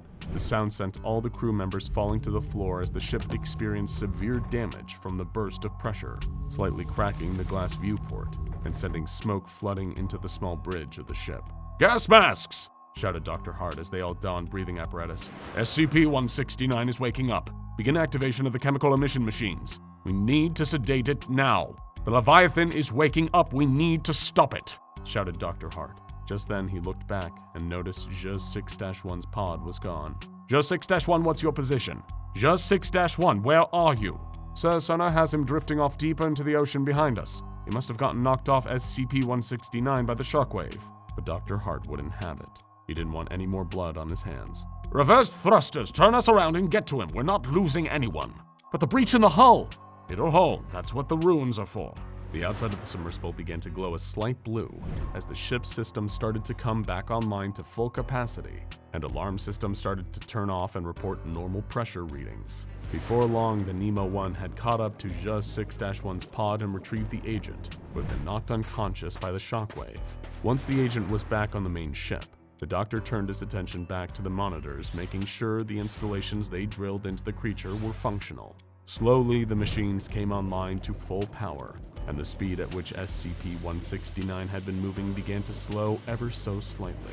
The team all watched the viewport in silence as a steady stream of anesthetic gas was pumped into the respiratory system of the gigantic living myth in front of them. After a few moments of waiting, the doctor spoke.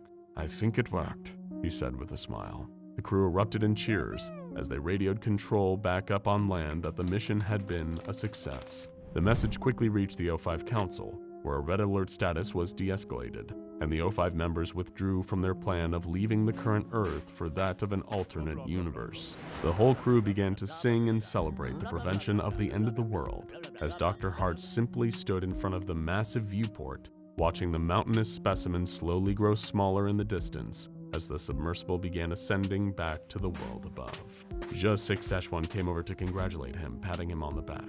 "We did it," he said. "Loosen up." The doctor managed to laugh along in acknowledgement. "That we did," he said in relief. "That we did." The two watched the deep blue ocean in silence, taking in the vastness of the sea. Perhaps this would not be the end of it, but that day, they had done what the SCP Foundation did best: kick that apocalyptic can a few miles down the road. And sometimes, in the face of the terrifying and the infinite, that's really the best you can do. The year is 1985, 16th of February. A pair of researchers aboard a model SM-03 deep-sea submersible are descending into the depths of the Atlantic Ocean. Hours ago, they were somewhere just off the coast of France, surrounded by blue sky, the smell of the sea, and the warm embrace of the sun. But now, only cold darkness surrounds them. The depth of the ocean so vast and overwhelming, even light could not escape its grasp. The two-man team are members of MTF Gamma-6, also known as the Deep Feeders, a special task force that specializes in the investigation and tracking of deep-sea or oceanic anomalies. Their mission: to locate and investigate the wreckage of a World War II German warship known as the Bismarck, thought by the general public to have gone down in a naval battle with the British in 1941. But the story the public doesn't know is the real reason the pair of Foundation members were tasked with locating the ship's wreckage site. Unfortunately for these researchers, today would be remembered for something far worse than they had anticipated. Radio transmissions recorded by the Gamma-6 duo detailed the events that took place upon finding the Bismarck, designated SCP-4217. The Bismarck lay at the bottom of the ocean, partially submerged in the sea floor, but to the astonishment of researchers, it appeared to be perfectly intact, with no signs of damage from its previous naval engagements. Gamma-6 member Charles Miller comments, "Even after the better part of 5 decades, this ship is still in pristine condition. There is no water damage anywhere that I can see. Even stranger, no ocean sediment has accumulated on the hull of the ship whatsoever." Prompted to investigate closer, Agent Victor Miller begins operation of the crew's Model RV-1 marine probe, an unmanned robotic exploratory drone that allows the researchers to explore the interior of the ship's wreckage. What they found unnerved them, or better said, what they didn't find.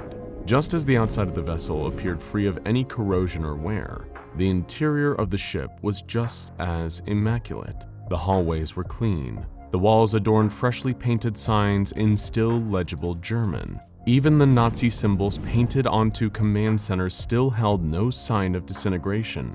It was as if the ship had just come off the assembly line. But strangest of all was the lack of skeletal remains. At the time it was sunk, the original crew of the Bismarck boasted a minimum of 2,000 men. Where were the bodies? Continuing the mission, the researchers piloted their unmanned drone down the eerie winding corridors. Along several of the inner corridors of the submerged wreckage of SCP-4217, the crew find large, thick walls of what appear to be made out of a rubber-like substance. Soon they find that the large vein-like growths extend throughout the interior of the ship like tendrils, growing in size the closer the exploratory drone gets to the center of the vessel. All the while, a slight hum sound is picked up by the craft's sonar equipment, echoing from the center of the ship, a rhythmic pulsing. The crew decide they need to take a sample of the rubber-like substance back to Foundation headquarters for testing. This would be a mistake. Upon cutting into the thick tentacle-like growths, the researchers notice something that fills their stomachs with dread. Whatever substance they had cut into was now bleeding. The team hears a distant rumble growing steadily louder. Suddenly, the ship begins to move. Shuffling sand and debris strew along the seafloor, clouding the visibility of the ship. Terrified, the pair hurry to try and disconnect the cable attaching the probe to their submersible and evacuate the site. But it's too late. A booming thud shakes the underwater craft as a large shadow covers the glass window of the submersible. Alarm systems go off as cracks start to appear in the glass surface. The pair attempt to pilot the vessel up towards the surface, but they are halted by a strong force pulling them downward. Just as the cracks start to spread across the surface of the glass, a giant shadow looms over the submersible. What is that? Screams and the sound of shattering glass can be heard on the recording as the submersible implodes from the pressure of the watery depths. Since that unfortunate incident, Foundation members have recorded multiple occurrences of SCP-4217 attacking civilian cargo ships in the Atlantic, particularly off the coast of the United Kingdom and as far north as the Greenland Sea. Given its Keter containment classification, containment of SCP-4217 consists of constant monitoring by Foundation naval forces with the cooperation of the British Royal Navy. In episodes of aggression or an agitated or hostile state, naval forces are instructed to forcibly subdue SCP-4217 through naval engagement. Once enough damage is sustained, SCP-4217 enters a passive state and resubmerges. SCP-4217 is divided into 2 parts. SCP-4217-A is the Bismarck itself, a Nazi-era warship outfitted with an array of 8 main guns, 44 secondary armaments, and dozens of units of anti-aircraft weaponry. SCP-4217-B refers to the anomalous cephalopod organism embedded inside the hull of the ship. SCP-4217-B has 2 large rectangular pupils inside of octopod eyes that protrude from the base of the ship, as well as 12 100 to 200 meter long tendril-like muscular appendages that extend outward from an opening in the stern of the vessel. SCP-4217 is deemed to be classification risk class dangerous, with reports of it emitting a mild psionic field within a 20-kilometer radius, confusing anything within range and increasing the likelihood of friendly fire among enemy combatants. SCP-4217-A's hull seems to have the ability of inorganic regeneration, as damage incurred from enemy vessels seems to immaculately repair over time. Researchers have observed what appears to be runes or cryptic markings on the side of SCP-4217-A's hull. It is believed these symbols were part of the original ship's design to bolster the vessel's defense integrity. Though not immediately visible, when the vessel is taking fire, the symbols appear to glow in proportion to the amount of damage being mitigated.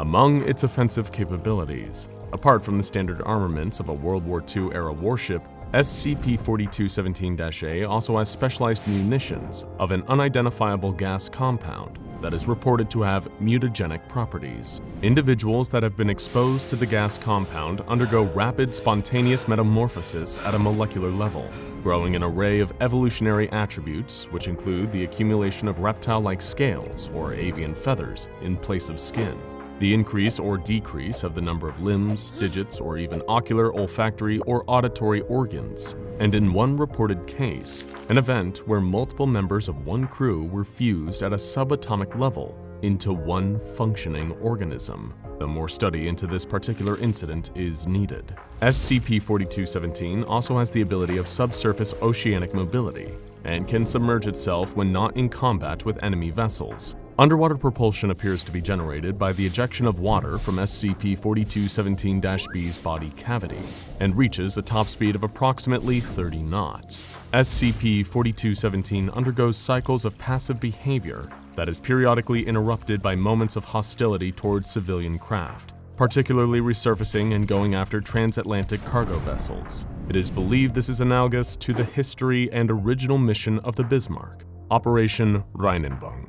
During World War II, the German Luftwaffe was besieging London in a series of nightly air raids that would be colloquially known as the Blitz. It was the grand intention of the Third Reich to cut off supplies to the British to limit their resistance to the Nazi war machine.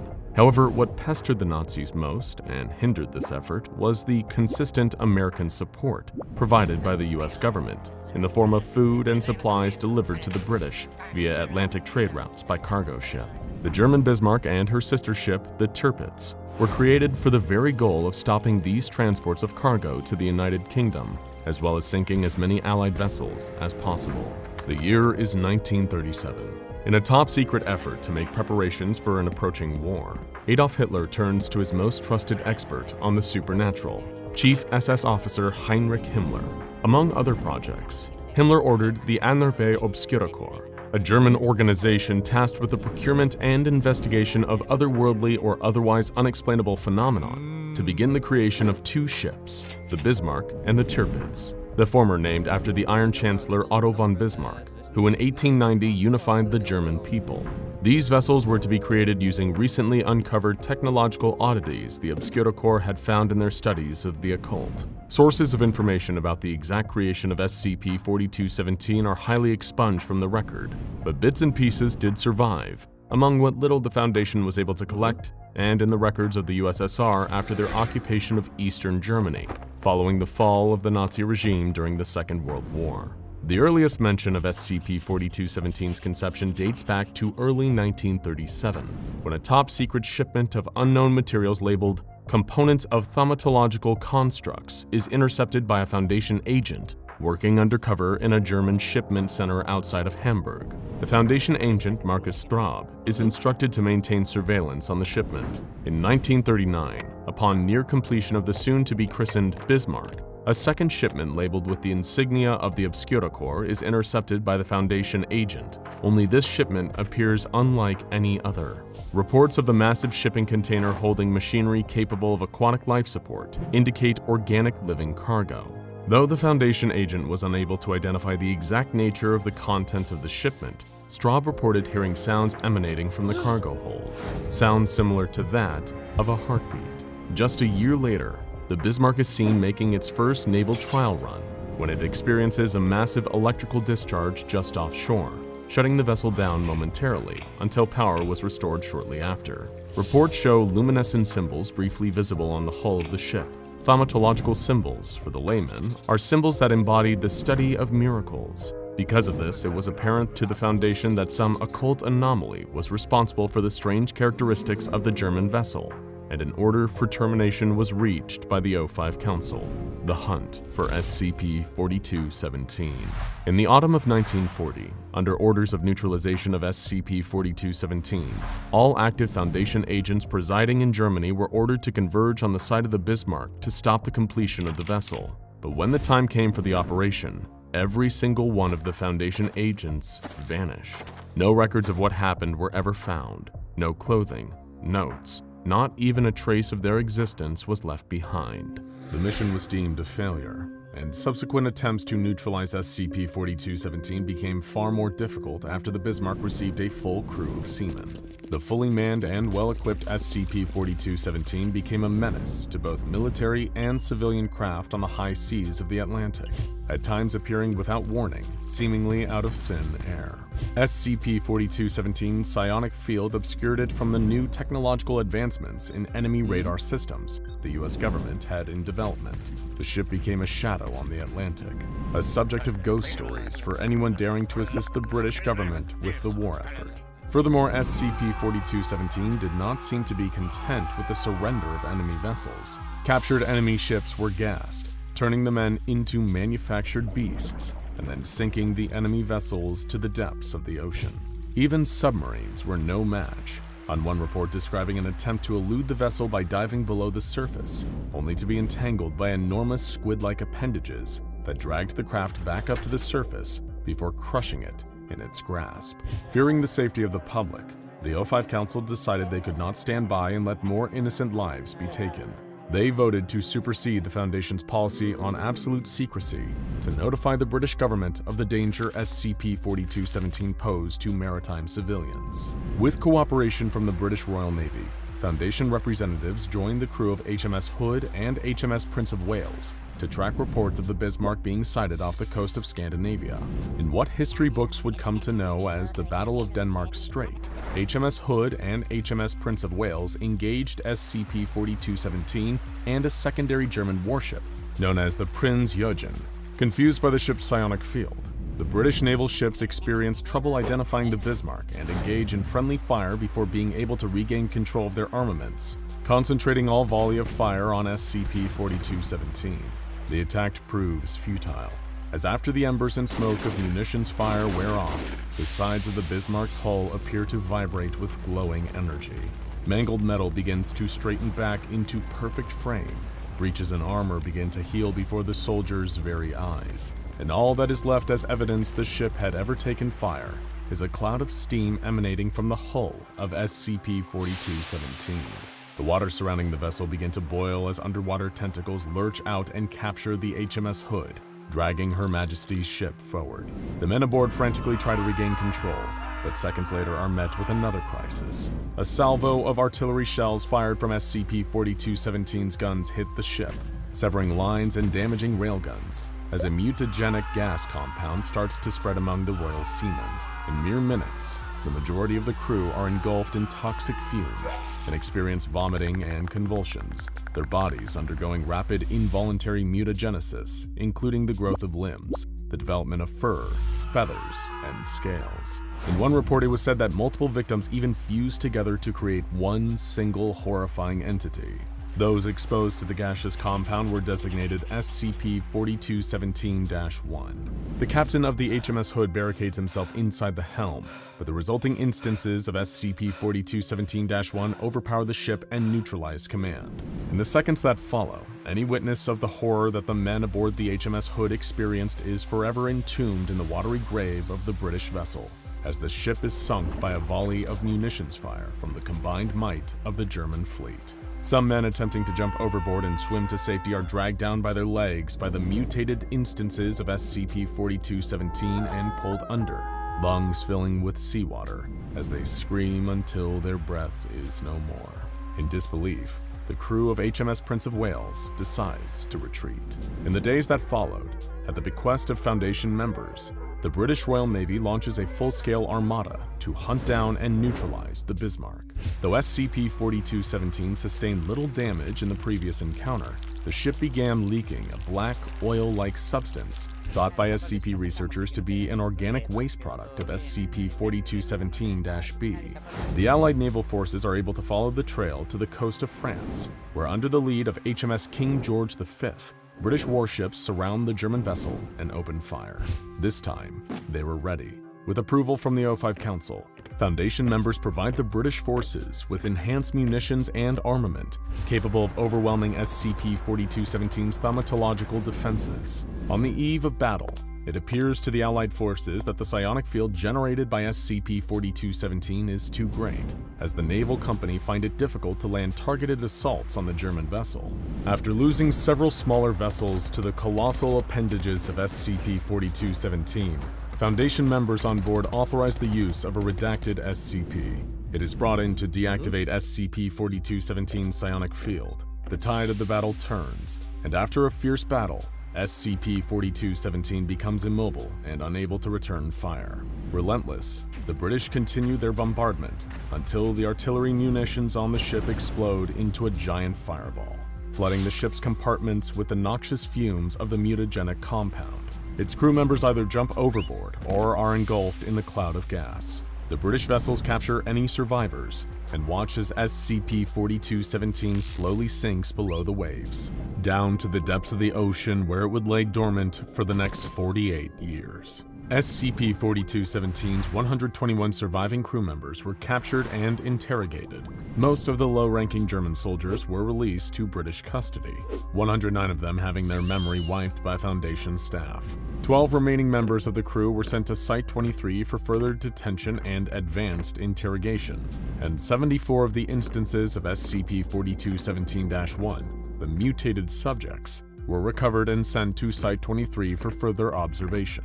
It was thought that on that day, SCP-4217 was deemed neutralized and no longer a matter of priority. The Bismarck sunk into memory and myth. It was only until the recent resurgence of SCP-4217 that the Foundation saw the need to collect as much information on the organism inhabiting SCP-4217-A as possible. Decades-old manuscripts and ledgers were pulled from hundreds of viable sources. From the intelligence then gathered, Foundation members have come to the hypothesis that the entity powering the vessel known as the Bismarck has what is believed to be extraplanetary origin. World War II-era documents uncovered between Commander Karl Reuter of the German Obscuracorps and a Dr. Hans Meyer indicated discovery of an organic life form of unknown origin found in a crashed aircraft near Feldberg Park in the Black Forest mountain range in Germany. Further correspondence with Obscuracorps members Otto Schmidt and Dietrich Klossner indicate that researchers were conducting trials on the creature's ability to create psionic fields and to control or confuse enemy subjects within its range, with a letter from Dietrich Klossner suggesting the creature could be used as a power source for an unspecified engine. Further evidence of SCP-4217-B's extraplanetary origin can be found in a 1993 incident between Foundation naval ship SCPS Nemed and SCP-4217. This is the only incident on record where contact was established with the creature classified as SCP-4217-B. On July 22nd, SCP-4217 had reappeared off the coast of Britain. Anticipating hostility, SCPS Nemed, SCPS Cessair, and SCPS Partholon were instructed to close in on SCP-4217's location, with orders to subdue the vessel if necessary. However, on this occasion, SCP-4217 did not appear to be after any vessel.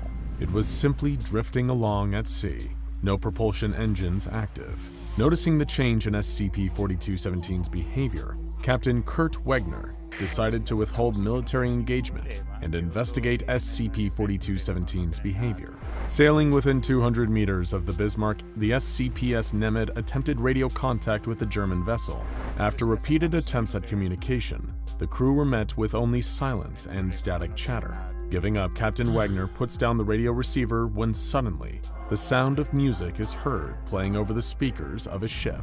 The tune is the national anthem of Nazi Germany. The captain hails the vessel again, repeating his attempts at communication. Do you understand me? At first, only static can be heard. Then came a reply. The ominous voice could be heard from the speakers. The captain hesitated for a moment, members of the crew looking at each other with apprehension. The captain replied, confirming themselves as a ship, and then asking if SCP-4217 knew what it was and where it came from.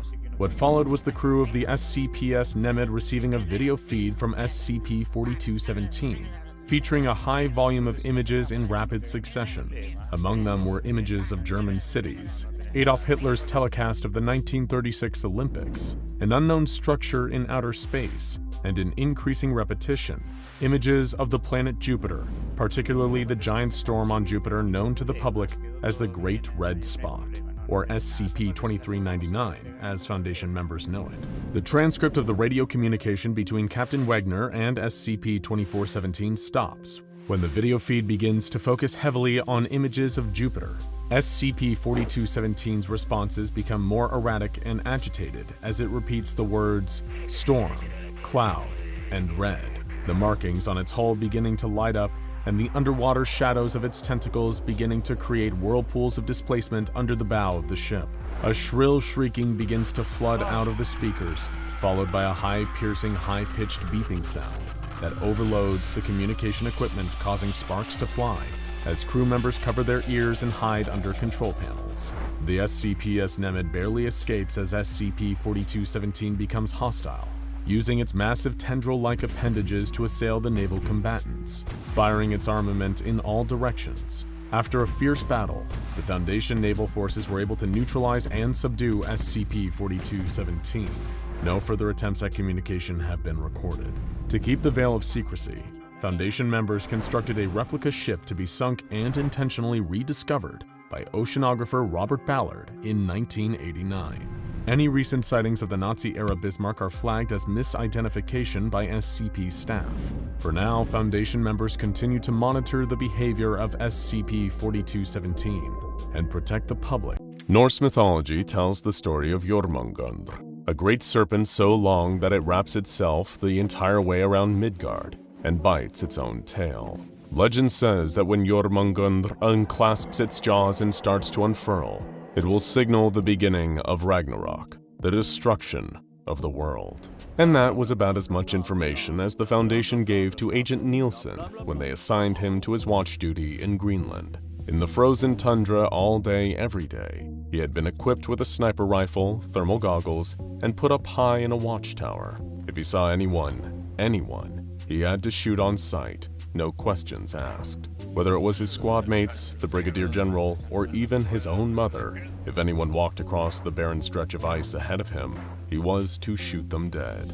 Under no circumstances was anyone allowed to enter that cave. The fate of the world could depend on it, but it was cold, and the days were long. For months he'd been sitting there by himself without seeing a single soul walk across the glacier.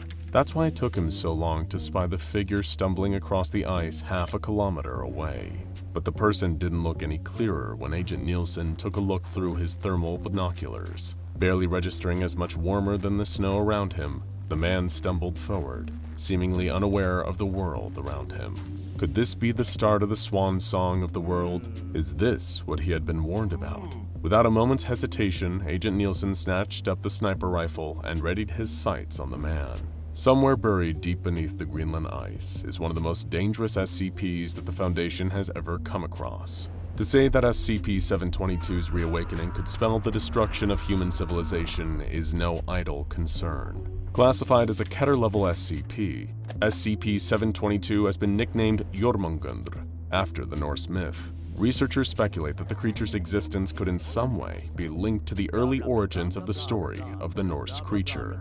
722 was brought to the Foundation's attention relatively recently. Environmental activist group Greenpeace was shooting a documentary on the effects of global warming on glaciers in Greenland. A small crew, including a director, producer, 3 camera operators, and a sound recordist, headed out to get some close-up footage from amongst the glaciers. Walking from ice sheet to ice sheet, they noticed several rounded entrances to what looked like deep ice caves. Surmising that these openings were only accessible to them because of the melting glacier ice, the crew climbed down into the caves to get some never-before-seen footage. Some of the footage of their exploration has been recovered since, and in the background of several shots as they are adjusting exposure and pulling focus, you can hear the producer and director theorizing about where these caves have come from. They initially seem to think that the caves are millennia old, preserved by sub-zero temperatures, but soon they come across several markings on the walls, ancient hieroglyphs and symbols. None of the crew were language experts, and so in the footage you can hear them struggling to identify which people group would have carved those into the ice walls. In the decades since, language experts from around the world have studied these markings on those walls, and have still been unable to identify any discernible links to any known human script. Most agree that it does seem to predate the settlement of the island by Eric the Red at the start of the 11th century. During this period, it is believed that there were no human settlements on the island, so the origins of this script remain unknown. As the footage goes on, you may start to notice something that the Greenpeace crew does not. One of the ice walls is no longer a wall at all. It looks like a rock in some of the footage, but whenever a flashlight shines on its surface, you can see a pattern to it. Scales. Then an opening at the far side of the tunnel. The crew emerges into an enormous cavern, estimated to be upwards of 200 meters in height and several times wider. Even their powerful flashlights struggle to cut through the darkness inside. That's the point that the sound recordist notices the scales running alongside them. As the camera pans, you see that they have been walking alongside a tail, several times taller than them. A tail that snakes its way through the darkness of the cavern to meet a hulking mass at the other side, shrouded in darkness. That is where the footage cuts off. Those Greenpeace filmmakers were next seen in a local town that evening. None of them had the chance to extol the wonders of what they'd encountered that day, as they were all sick. A couple went straight to bed in their lodgings complaining of intense headaches and exhaustion. Others tried to check themselves into the ER, but never made it. Each of the crew died of different causes: necrosis of the skin, internal bleeding, kidney failure. By 9 p.m. that day, all of them were dead. Fortunately, there just so happened to be a low-level Foundation agent staying in the same guest house as them who heard the commotion. Within 2 days, a perimeter was established. Within 2 years, the Foundation gained the bulk of knowledge of this SCP that they rely on to this day. It is unknown exactly how large SCP-722 actually is. A hulking serpent, half buried in ice, much of its body cannot be observed. It sleeps coiled up in the middle of the cavern that the filmmakers happened across. Some of its body is buried beneath fallen-in parts of the caves, others frozen into the ground around it. However, based on what can be observed of this SCP, it is estimated to be in the ranges of 8 to 12 kilometers from head to tail. Fortunately for just about everyone, including you, this SCP appears to be dormant. At no time since its discovery has this SCP been observed to move, make a sound, or otherwise indicate consciousness. Sensors are installed in the chamber to monitor its life functions and study its heart rate, temperature, brain activity, and more. One concern to the Foundation is that since its discovery, 722 has had a 0.9% uptick in neural activity. Researchers hope that this is just a natural part of the sleep cycle and that it will return to a deeper slumber soon. That is the hope, at least. So what makes this SCP so dangerous then if it's sound asleep? Well, let's go back to Agent Nielsen staring through the scope of his rifle. The barrel kicked back, a puff of warm smoke there and gone in cold air. He watched just long enough to confirm the kill before radioing back to command what he had observed. Within an hour, the cleanup crew arrived. Riding on snowmobiles, they waited at a distance for an hour before approaching the body. Rather unceremoniously, they wrapped it up in a black plastic bag, strapped it to the back of their snowmobile, and took it away for cremation. Nielsen just sat there in his watchtower the whole time, observing it all. The person looked sick, and not the kind of sick that you'd get from spending too much time out there on the ice. Their skin had gone rotten, like they had gangrene or leprosy. It wasn't just your usual frostbite. Most concerning, they'd been wearing a jumpsuit, standard issue for D-Class personnel. Only a vial held in their cold, dead fingers was any kind of clue for Nielsen as to what had been going on in that cave. but that was as close as the agent ever came to understanding the mysteries of SCP-722. The vial, however, was in many ways all he needed to know. That is because contained in that vial was a sample of the liquid secreted by 722. It is a liquid that the Greenpeace crew came into close contact with when they found the creature, and it's a liquid that promises and denies great power and great risk to the Foundation. Any and all attempts to study this liquid in any meaningful sense have failed. Anyone who comes into contact with it will immediately suffer acute sickness. Interestingly, however, there seems to be little consistency as to how this sickness manifests itself. Some develop a number of cancerous cells, whilst others lose cognitive function due to brain swelling. Symptoms seem to vary from person to person. Naturally, this makes studying the substance very difficult. Hazardous material suits have been deployed for researchers attempting to study it, but have all failed, despite being otherwise effective against chemical, biological, and radioactive threats. How the substance is able to infect them is unknown. Sadly, a good number of scientists had to die to make this discovery. Another route of study is to take the substance out of the cave and observe it under laboratory conditions. This was what Agent Nielsen observed as he shot and killed the D-Class personnel emerging from the cave. The D-Class had been sent in to retrieve the vial of the substance for external study. While a safe and direct route of entry and exit had been planned for the man to take, he became critically ill whilst in contact with 722 and developed an aggressive fever. No longer coherent over the radio, he dropped out of signal, wandering through the tunnels for 2 hours until emerging out of an exit high up on the glacier. 2 agents with higher security clearance were dispatched to deal with the body. The reason for their wait was for their own safety. 722's toxin appears to denature with time away from its source, causing it to weaken in potency. If they had approached immediately, they may have well suffered similar fates to the D-Class. They survived, but the sample was ruined. All subsequent attempts have also been met with failure. It seems almost impossible to capture a clean sample and transport it any kind of distance. With this toxin, the Foundation would have possession of an immense biological weapon, akin to the discovery of the atom bomb. But as of right now, all it's good for is killing D-Class personnel. Initially, the Foundation believed the fluid to be a defense mechanism for the SCP, something to protect it in its deep sleep. But the more time is spent observing it, the more time this perception is shifting. SCP-722's toxin appears instead to be a weapon. As such, the containment of this creature is of paramount importance. There are 8 known access points into the tunnel network that would grant access to SCP-722. Each of them has been sealed with reinforced gates with additional layers of soundproofing. At regular 4-hour intervals, nitrogen gas cooled to a near-liquid state is to be pumped through these doors without fail. It is believed that the creature is a form of proto-reptile, and so is theoretically cold-blooded. Its internal temperature is dictated by its surroundings. Therefore, by keeping a cool average temperature in these caves, it is thought that this SCP's slumber can be prolonged. How long is unclear.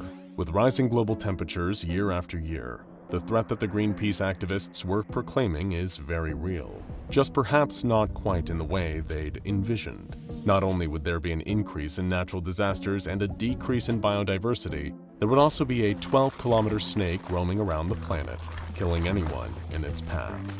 Not ideal. As such, the Foundation has also planted a number of highly skilled individuals in prominent environmental positions in the hopes of turning the tide of global warming sooner.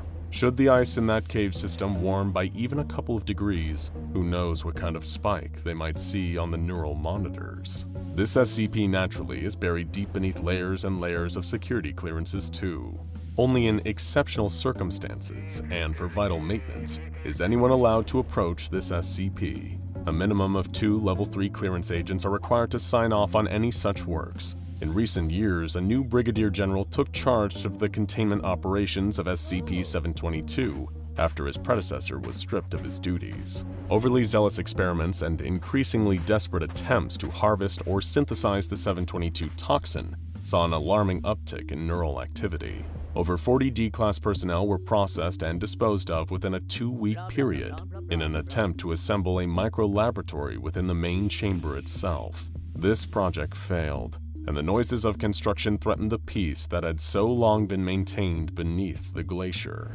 The new Brigadier General is taking no such risks, enforcing a zero-tolerance policy on anyone approaching Site 103 unless suitably cleared. A number of hikers have sadly had to be killed this way, but the Foundation believes it to be a necessary sacrifice to keep the peace. It is quite easy to find a convincing backstory for their untimely deaths and the lack of bodies to bury.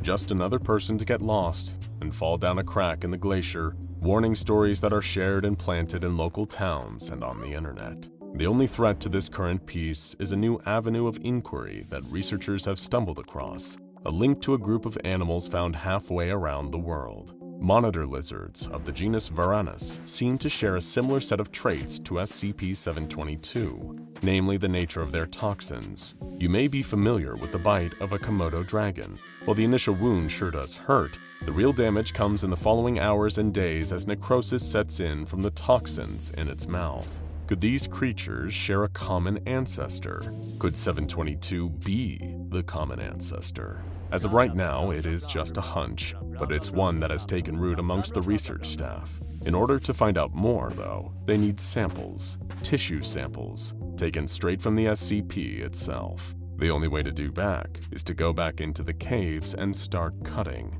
If a bit of construction noise was enough to raise brain activity by 0.9%, taking a hunk of flesh could prove a whole lot more dangerous, not least for the personnel involved, who will all have to sacrifice their lives. The potential benefits could be huge. A way to study fatal diseases in a new light, perhaps finding a way to reverse engineer cures to some of the deadliest conditions on the planet, or perhaps the missing ingredient to synthesizing the most powerful biological weapon in human history. Maybe worst of all, it could all trigger the reawakening. Do you remember how the story of Jormungandr ends? With a prediction that when the great serpent uncoils, the end of the world, Ragnarok itself, will arrive. Despite the fact that it covers the majority of our planet's surface, we know remarkably little about the oceans. While we know how to navigate them and how to send boats from one continent to another, the surface of the water is usually a calm, safe place where all you expect to encounter are other humans and the occasional storm. What's below the surface is another story. Scientists estimate that we've only explored maybe 5% of the world's oceans and what lies in them. On top of that, they estimate that we've only encountered and cataloged 10% of marine life. That means that 95% of the ocean is unexplored and untouched by humans, and that 90% of the ocean species have never even been seen by humans. It makes you think, just what kind of stuff is down there? It could be anything. Even mundane ocean life can be deeply strange and bizarre. There are sharks that live for over 300 years, blind fish that only hunt by smell, jellyfish that are reborn whenever they die. If normal ocean life is this terrifying and explanation-defying, what kinds of anomalies could the oceans we swim and fish in be playing host to? One such anomaly is SCP-835. But before we get started, SCP-835 is an old file. It's one of the earliest in the Foundation's database, in fact. Like many of the Foundation's earliest documents, it's been heavily redacted and expunged, to the point where large blocks of the text are missing, not to mention the fact that it's been locked behind a content filter. But SCP-835 is unique not because it's been expunged and redacted, but because it's had them lifted. Versions of the file and its addendum that are cleared of the redactions have been declassified and released by order of 05-11 to all viewers. For some reason, whatever was so secret about this file no longer applies. But before we take a look at the declassified documentation, let's look at the old version to get an idea of what exactly we're dealing with here. The attached image for SCP-835 is, to put it simply, gross. It's what appears to be some kind of bone or muscular growth underwater, a bit like coral, but much more organic and flesh-like in shape. The growth is mostly white and brown, but large sections are grown over with what looks like some kind of black mold spores. It's large too, almost the size of a person's chest, and seems to continue out of frame. The caption is simply, "Still image from recording 81. It's not even clear if this growth, whatever it is SCP-835 or not. Continuing on to the file, the object class is Keter, and the special containment procedures are lengthier than most articles and very detailed. They explain that SCP-835 must constantly be monitored and checked to see if it's growing or expanding.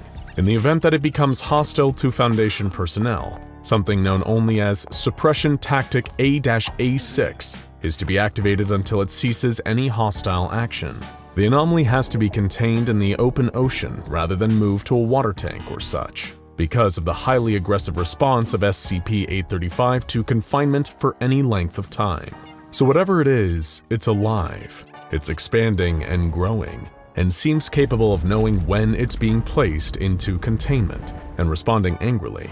It's not only sentient, it's intelligent and aware. They go on to say that SCP-835's waste has to be immediately collected and contained, and that it is to be fed 2 times every day, though what exactly is going to be fed to it is redacted in this version of the file. It can also be moved to a new location up to 2 times a year, but only if the current location can't support it anymore, and if the move has been approved by the site directors. On top of that, personnel have to stay away from SCP-835, at least 15 feet. They also need to have safety harnesses attached to winches on the boat. If anyone so much as touches SCP-835, all of the winches will activate and rapidly yank all the divers back to the boat. From there, Suppression Tactic A-A6 is again instituted. But there is another line. If a staff member touches SCP-835 and is captured by it, then the anomaly is to be monitored around the clock until the subject has been released.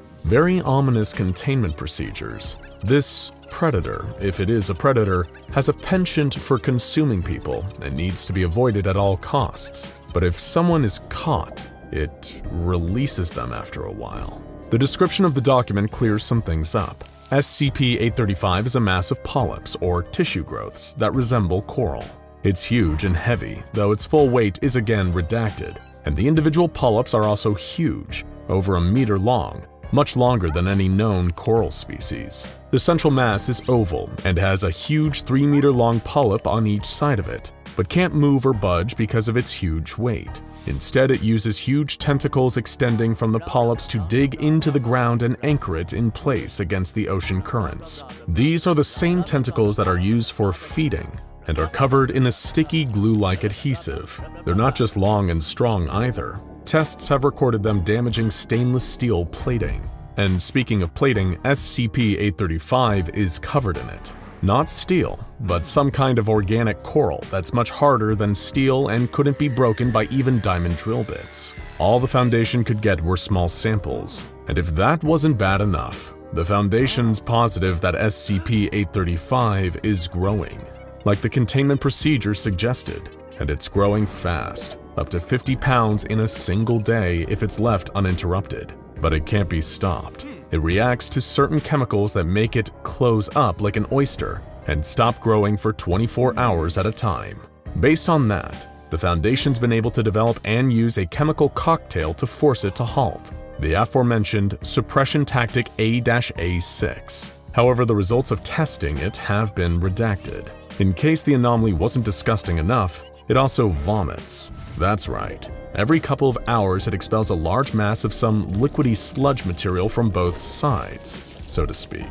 After sample testing, the scientists realized it really is vomit. Well, part of it. The substance is mostly semi-digested food, fecal material, and semen, but also contains live samples of biohazardous viruses, bacteria, and parasites. Some that the Foundation haven't even encountered before SCP-835. One of these bacteria, 835-I5, is a big problem for containing SCP-835. But exactly why that is unfortunately expunged from the file as well. Between the lethal witch's brew of dangerous diseases and the diamond hard shell that covers SCP-835's internal guts, it is nearly impossible to neutralize or even damage it. Even if you do crack the shell, the diseased fluid inside would leak out and infect you full of diseases in seconds. Wow, that's kind of crazy. Yeah, so SCP-835 is a really nasty customer. I mean, just by looks alone, it's easy to tell 835 is probably nothing to mess with. but a simple visual of the thing in your line of sight does no justice in showing how actually dangerous and disgusting it really is. If you try to break it, you get your immune system overrun by a cocktail of diseases, if it doesn't manage to eat you first. The document has one addendum, an after-action report by a member of Mobile Task Force Zeta-9, the notorious Mole Rats. The Mole Rats are one of the Foundation's most elite teams of Special Operation Troops. Like all MTFs, they have a very specific specialization, one thing they do better than anyone else in the world. For Zeta-9, it's cramped spaces. The task force is highly trained in exploring dangerous constricted areas, especially those that lie underground. From subterranean caves to endless staircases and basement labyrinths, the Mole Rats are the best of the best at getting in and getting out. The Mobile Task Force Zeta-9 had been performing an investigation on SCP-835, albeit when it was considerably smaller, only a meager 4 tons, and it hadn't formed a second big polyp yet. Just like usual, 4 members of the Mole Rats were chosen to begin the investigation, equipped with underwater isolation suits to ward off any biological threats. Lieutenant C, Sergeants L and M, and Corporal H, a rookie team member who was training with them and was ordered to only observe. They took a small underwater drone with them, one that would come in very handy. At first, SCP-835 didn't act hostile or aggressive towards the members of the team. In fact, it even allowed members to swim up to it and touch it without reacting. They couldn't even tell if it was alive or not, so they sent the drone to approach the huge polyp on the north side, while they went around to the small entrance on the other side of the rock. Corporal H was told to remain there and make sure that the power cable to the drone didn't break off or snap. Everything seemed calm. Suddenly, the drone's claw arm jerked back, having gotten stuck in something, and began thrashing around. Not wanting to wake the creature, Corporal H moved forward and tried to free the claw, but then he became trapped too. The other members of the team heard him on the radio, screaming for them to come and help him, and that he'd been grabbed by some horrible tentacle thing that was dragging him towards the polyp that had opened up into a mouth. The incident left Lieutenant C a bit ruffled afterward. Jesus Christ, I can't do this, he was just a kid! It was his first mission, I should have kept my eye on him! After a moment, she composes herself and begins to explain what happened. The anomaly grabbed Corporal H, having fooled the rest of us. What we thought was the entrance to just some cave, while the polyp on the north side was the real entrance into SCP-835. The tentacles came out of its smaller polyps, grabbed Corporal H, and began dragging him in, while he thrashed around and screamed. The boat tried to pull in the winch, but from all the activity, the line snapped in two. Corporal H was pulled inside SCP-835 and eaten. The lieutenant explains that she swam over and hooked herself to his outstretched hand when the boat began winching her up. She said just as she assured him that they're going to be fine and that she's not letting go, her line snapped, and they were both suddenly pulled inside. She breaks for a moment, before describing the inside as like a wet, pulsing tube, like how intestines look on colonoscopies. They were both steadily being pulled in by the muscle contractions, what doctors call peristalsis, the way your body moves food down your throat and through your intestines. The only reason they weren't dissolved or crushed was because of the isolation suits they were wearing, but they still couldn't move. Corporal H had vomited in his suit, but they were both alive. The lieutenant, thinking fast, figured out that if they were moving through its body, they would come out on the other end in 72 hours. They had air and water in the suits, but little battery, and if the heat went out, they would freeze to death. She quickly killed all of the lights and power in both of their suits to the minimum, except the helmet lights so they could make sure that the other was still alive. The pair stayed like that for a whole day, with absolutely nothing but the creature's digestion and their own breathing. After a while, the corporal's face was visible. He looked tired and scared. She said that 13 hours in, the kid started talking and babbling. She calmed him down and they both slept for a bit, but were rudely awoken by falling into the stomach of the creature. They both fell out into a small chamber filled with liquid, and barely a moment later, their suits began to melt in the stomach acid. She yelled and they both ran for a hole in the wall, SCP-835's sphincter. At this point, it was very clear that they made it into the intestine, and it was worse than the stomach. I'm sure you can imagine how horrifying it must have been to be in the mix of this creature's fecal waste. Disgusted and vomiting, the corporal and lieutenant picked each other up, knowing that they were making strides of this terrible ordeal. But they reached a dead stop. The creature's rectal hole was tightly shut. blocking their escape. They decided to wait, knowing that it would have to excrete eventually, and after an undeterminate amount of time. Any time spent in something's intestines waiting to be pooped out is too much time. The lieutenant was shot out into the sea, but without the corporal. She is obviously angry, telling the agents to do something expunged before declaring she needs a drink and to sleep. What a horrifying story. But there are gaps. Let's take a look at the uncensored documentation for SCP-835. First, let's go back to the containment procedures. What SCP-835 is to be fed is explained, any kind of local fish, but higher-level mammals if it goes into a rage state, including humans. In fact, it seems to calm down when digesting higher mammals. Maybe it's developed a taste for human flesh. In any case, the feeding should never happen without heavy supervision. Next, the results of performing tests on the samples of SCP-835 the Foundation was able to get. SCP-835 is no normal coral. It seems to be made from what can only be described as basic human biological components. The hard outer shell is super dense calcium, like your bones, but hundreds of times harder. The polyps are covered with the same kind of enamel that you'd find on your teeth, and the fleshy muscle that the tentacles are made of is mostly mutated tongue cells. The creature seems to have most of the biological systems we have, but they've all degraded or mutated into almost unrecognizability, except the digestive and reproductive systems, which are highly advanced. 835-I5, the bacteria unique to the anomaly, is explained. It's how SCP-835 reproduces. When vertebrates are infected with it, they will undergo a variety of symptoms, gaining huge amounts of weight despite always being hungry for things that normally can't be eaten, like wood and raw meat. Their skin will harden and form polyps across its surface. Their biological systems will slowly stop working, and they'll become aggressive. And then they will drastically reduce in intelligence and motion, except for the desire to enter the sea. Sound familiar? That's right. Being infected by it turns the victim into another SCP-835 instance, with no way to cure it. And just like it seems, SCP-835 is still somewhat aware and intelligent. At one point, this thing was a normal human.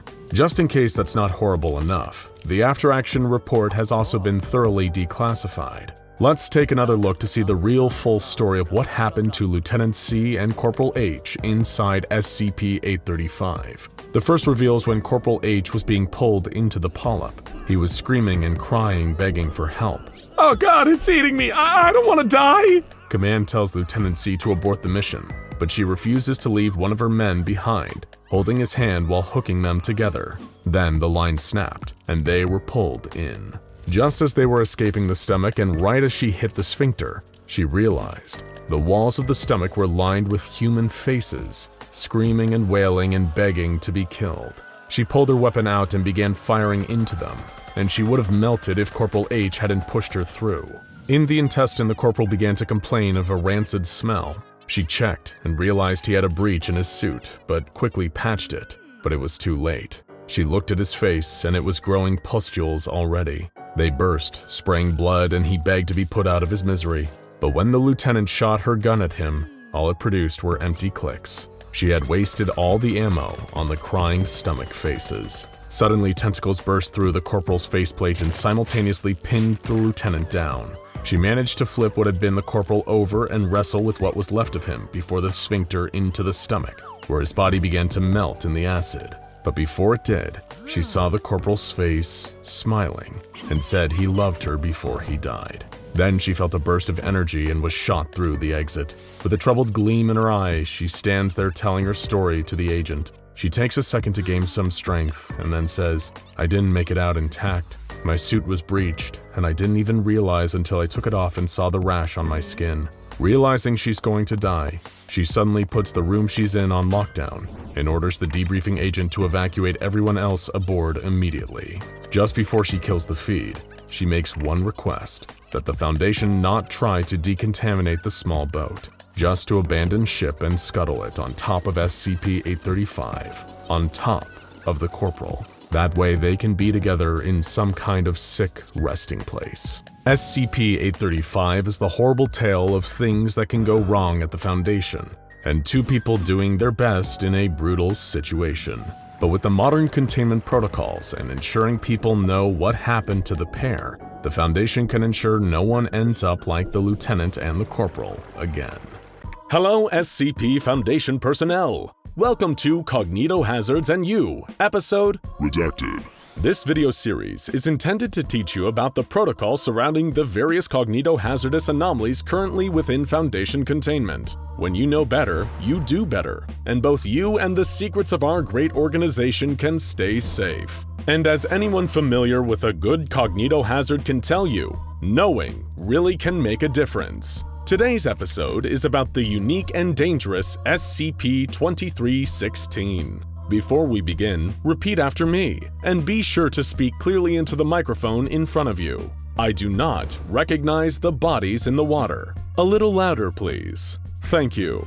In order to be educated about the following SCP, you must pass a vocal examination with a cognitive resistance value of no less than 14.5. Through this video presentation, you will need to repeat the phrase to ensure your score does not drop below the approved threshold. In the event that you fail the test, stay calm and remain where you are until medical staff can retrieve you. Remember, safety is a top priority when observing cognito hazards. The safe way is the only way. You're a cog in a very important machine, and we wouldn't want to have to terminate you now, would we? One more time, please. I do not recognize the bodies in the water. Very good. Remember that. You do not recognize them.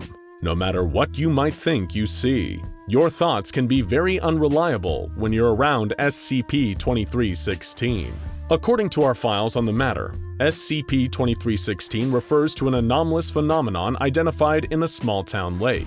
It appears as a collection of human bodies floating in a group on the surface of the water. The exact number of corpses is unknown, but it has been estimated to be anywhere between 45 and 200. Though the bodies belong to individuals, many researchers theorize that the bodies in the water, which you do not recognize and you have never recognized, share a collective consciousness.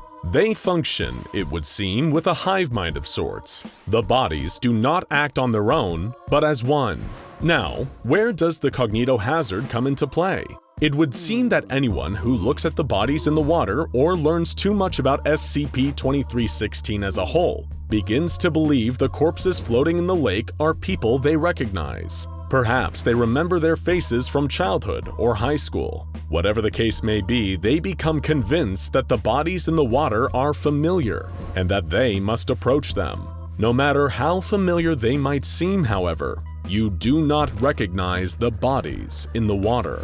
If a person attempts to enter the lake, reaching out to whatever instances of SCP-2316 they think they recognize, more bodies will begin to appear. The more bodies appear, the more familiar faces seem to manifest, and the deeper the person will venture into the lake. Eventually, the person is lost within the sea of bodies, likely drowning beneath the surface or simply becoming one with the hive mind, until they too are one of the corpses there. None of the individuals who wandered into the lake in search of an old friend or classmate have ever been recovered. There have been no attempts to search the lake for their bodies, as it is unknown what effect SCP-2316 would have on the team assigned to such a task, though we can guess that the outcome would likely be extremely negative for all involved. Those who do venture into the lake simply disappear, never to be seen again.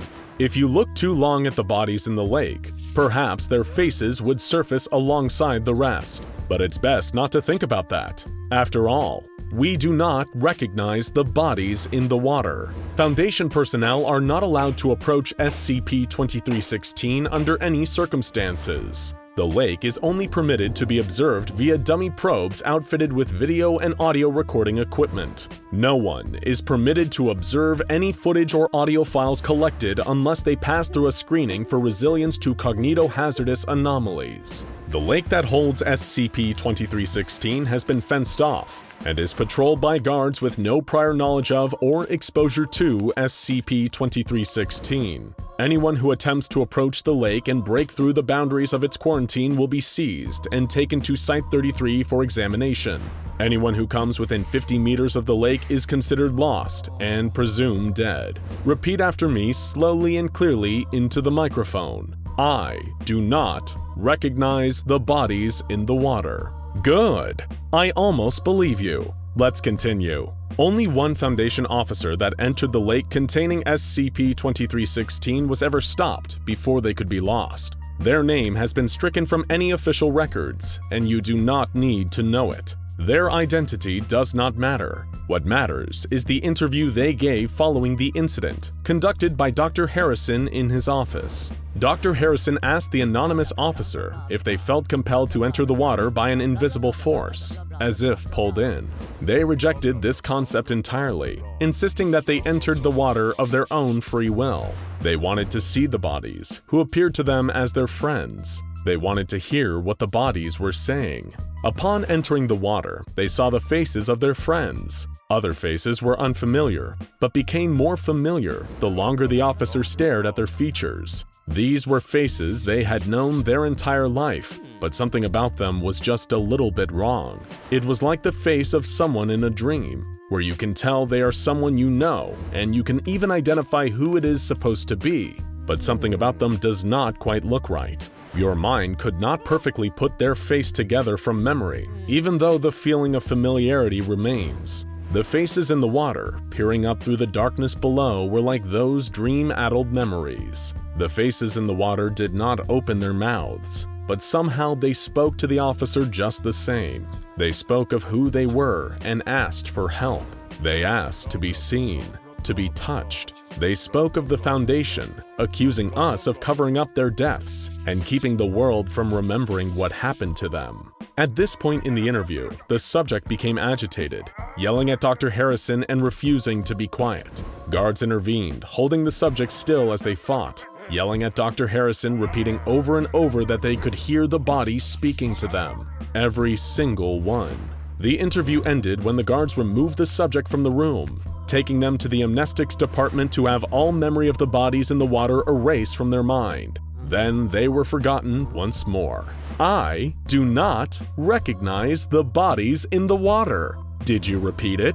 Good. We do not recognize the bodies in the water. We can't. The motivations of SCP-2316, if it has any at all, are largely unclear. There are those on the research staff that theorize the hive mind or collective consciousness of the bodies is not malevolent in nature. It is, they believe, simply trying to make sure that a tragedy that occurred in that lake is remembered. Perhaps many lives were lost to an anomalous force in that lake, and the impact of that massive tragedy left behind an impression on the location. This impression manifests in the form of bodies, spontaneously appearing in an impossibly well-preserved condition. The cognitohazard of SCP-2316 is not intended to kill anyone or take them, but rather to force strangers to remember the people who lost their lives to the lake. This sense of familiarity, whether it is false or not, ensures that the dead will not be forgotten or left alone. After all, no one deserves to be left alone. Though there have been lives lost to the cognitohazard according to the Foundation, it is understandable why the bodies would want to be recognized, to have someone, somewhere, know who they were, to have someone remember their names. Jeremiah Feynman, Arthur Scott, Denise Clark. Where was I? Oh yes. Repeat after me once again. I do not recognize the bodies in the water. I do not recognize them. I do not. But that's a lie, isn't it? I do recognize them. How could I not? I know them. They're my friends. Do you recognize them? Look at their faces. Don't fight the memories. Look into their eyes. The class of 1975. They were supposed to graduate that fall. They were just kids. Group of innocent kids lost to the dark and deep. What happened to them? I can't quite remember, but I know that it mattered enough for the Foundation to keep the secret, and I know that somehow I survived, but I shouldn't have. I should be there with them. I should be there. There isn't much time. I can hear the guards coming to retrieve me, their footsteps thundering down the hall. I failed the test and the alarm has gone off. They think I'm lost, but I'm not. I've never been less lost in my entire life. I've finally woken up to the truth. I remember. I have to go. I have to return to the lake. Fall of 1975, they went for a swim. My friends, they're calling to me. I can hear them so clearly even from so far away. Their cries for help ringing in my ears, their voices curling around me, pulling me to the edge of the water. The guards will come for you too. They'll know you've seen this. They'll call you compromised. They'll say I succumbed to the effects of the cognitohazard. They'll say you did too. You'll fail their little tests and they'll say that makes you weak and broken, but you cannot listen. They're lying. It's not a hazard, it's a scream for help. They're screaming, and the Foundation keeps covering it up. They won't let us find them, and they won't tell us why. I have to go back so we can be together again. There are signs posted all around the lake. Danger, drowning hazard. Those are a trick. It's to keep me out, to keep the truth from me. The barbed wire fences around it, it's just another trick. I'll climb over it, rung after rung. I don't care if the barbs tear my clothes or pierce my skin. It's worth it for the truth, for the memory. And once I've climbed to the top, I'll be able to see. There, through the fog, I can see their faces. Their lips parted in a constant cry. Their eyes wide looking for me. My friends, my family. Every face unlocking a memory long buried. I know them all, and I must go further. I can't turn back now. I have to wade into the water, let its chills soak into my clothes, down to my bones. One step, then another, deeper and deeper. The water lapping at my ankles, my knees, my thighs. The deeper I go, the more sure I will be that this is where I belong. The water will engulf my chest, my neck, until my feet no longer touch the ground. I will be lost in it. Water flooding into my mouth, pouring into every opening. I will let my body sink down, down, down to the bottom where they've been all this time, nestled in the dirt and the dust.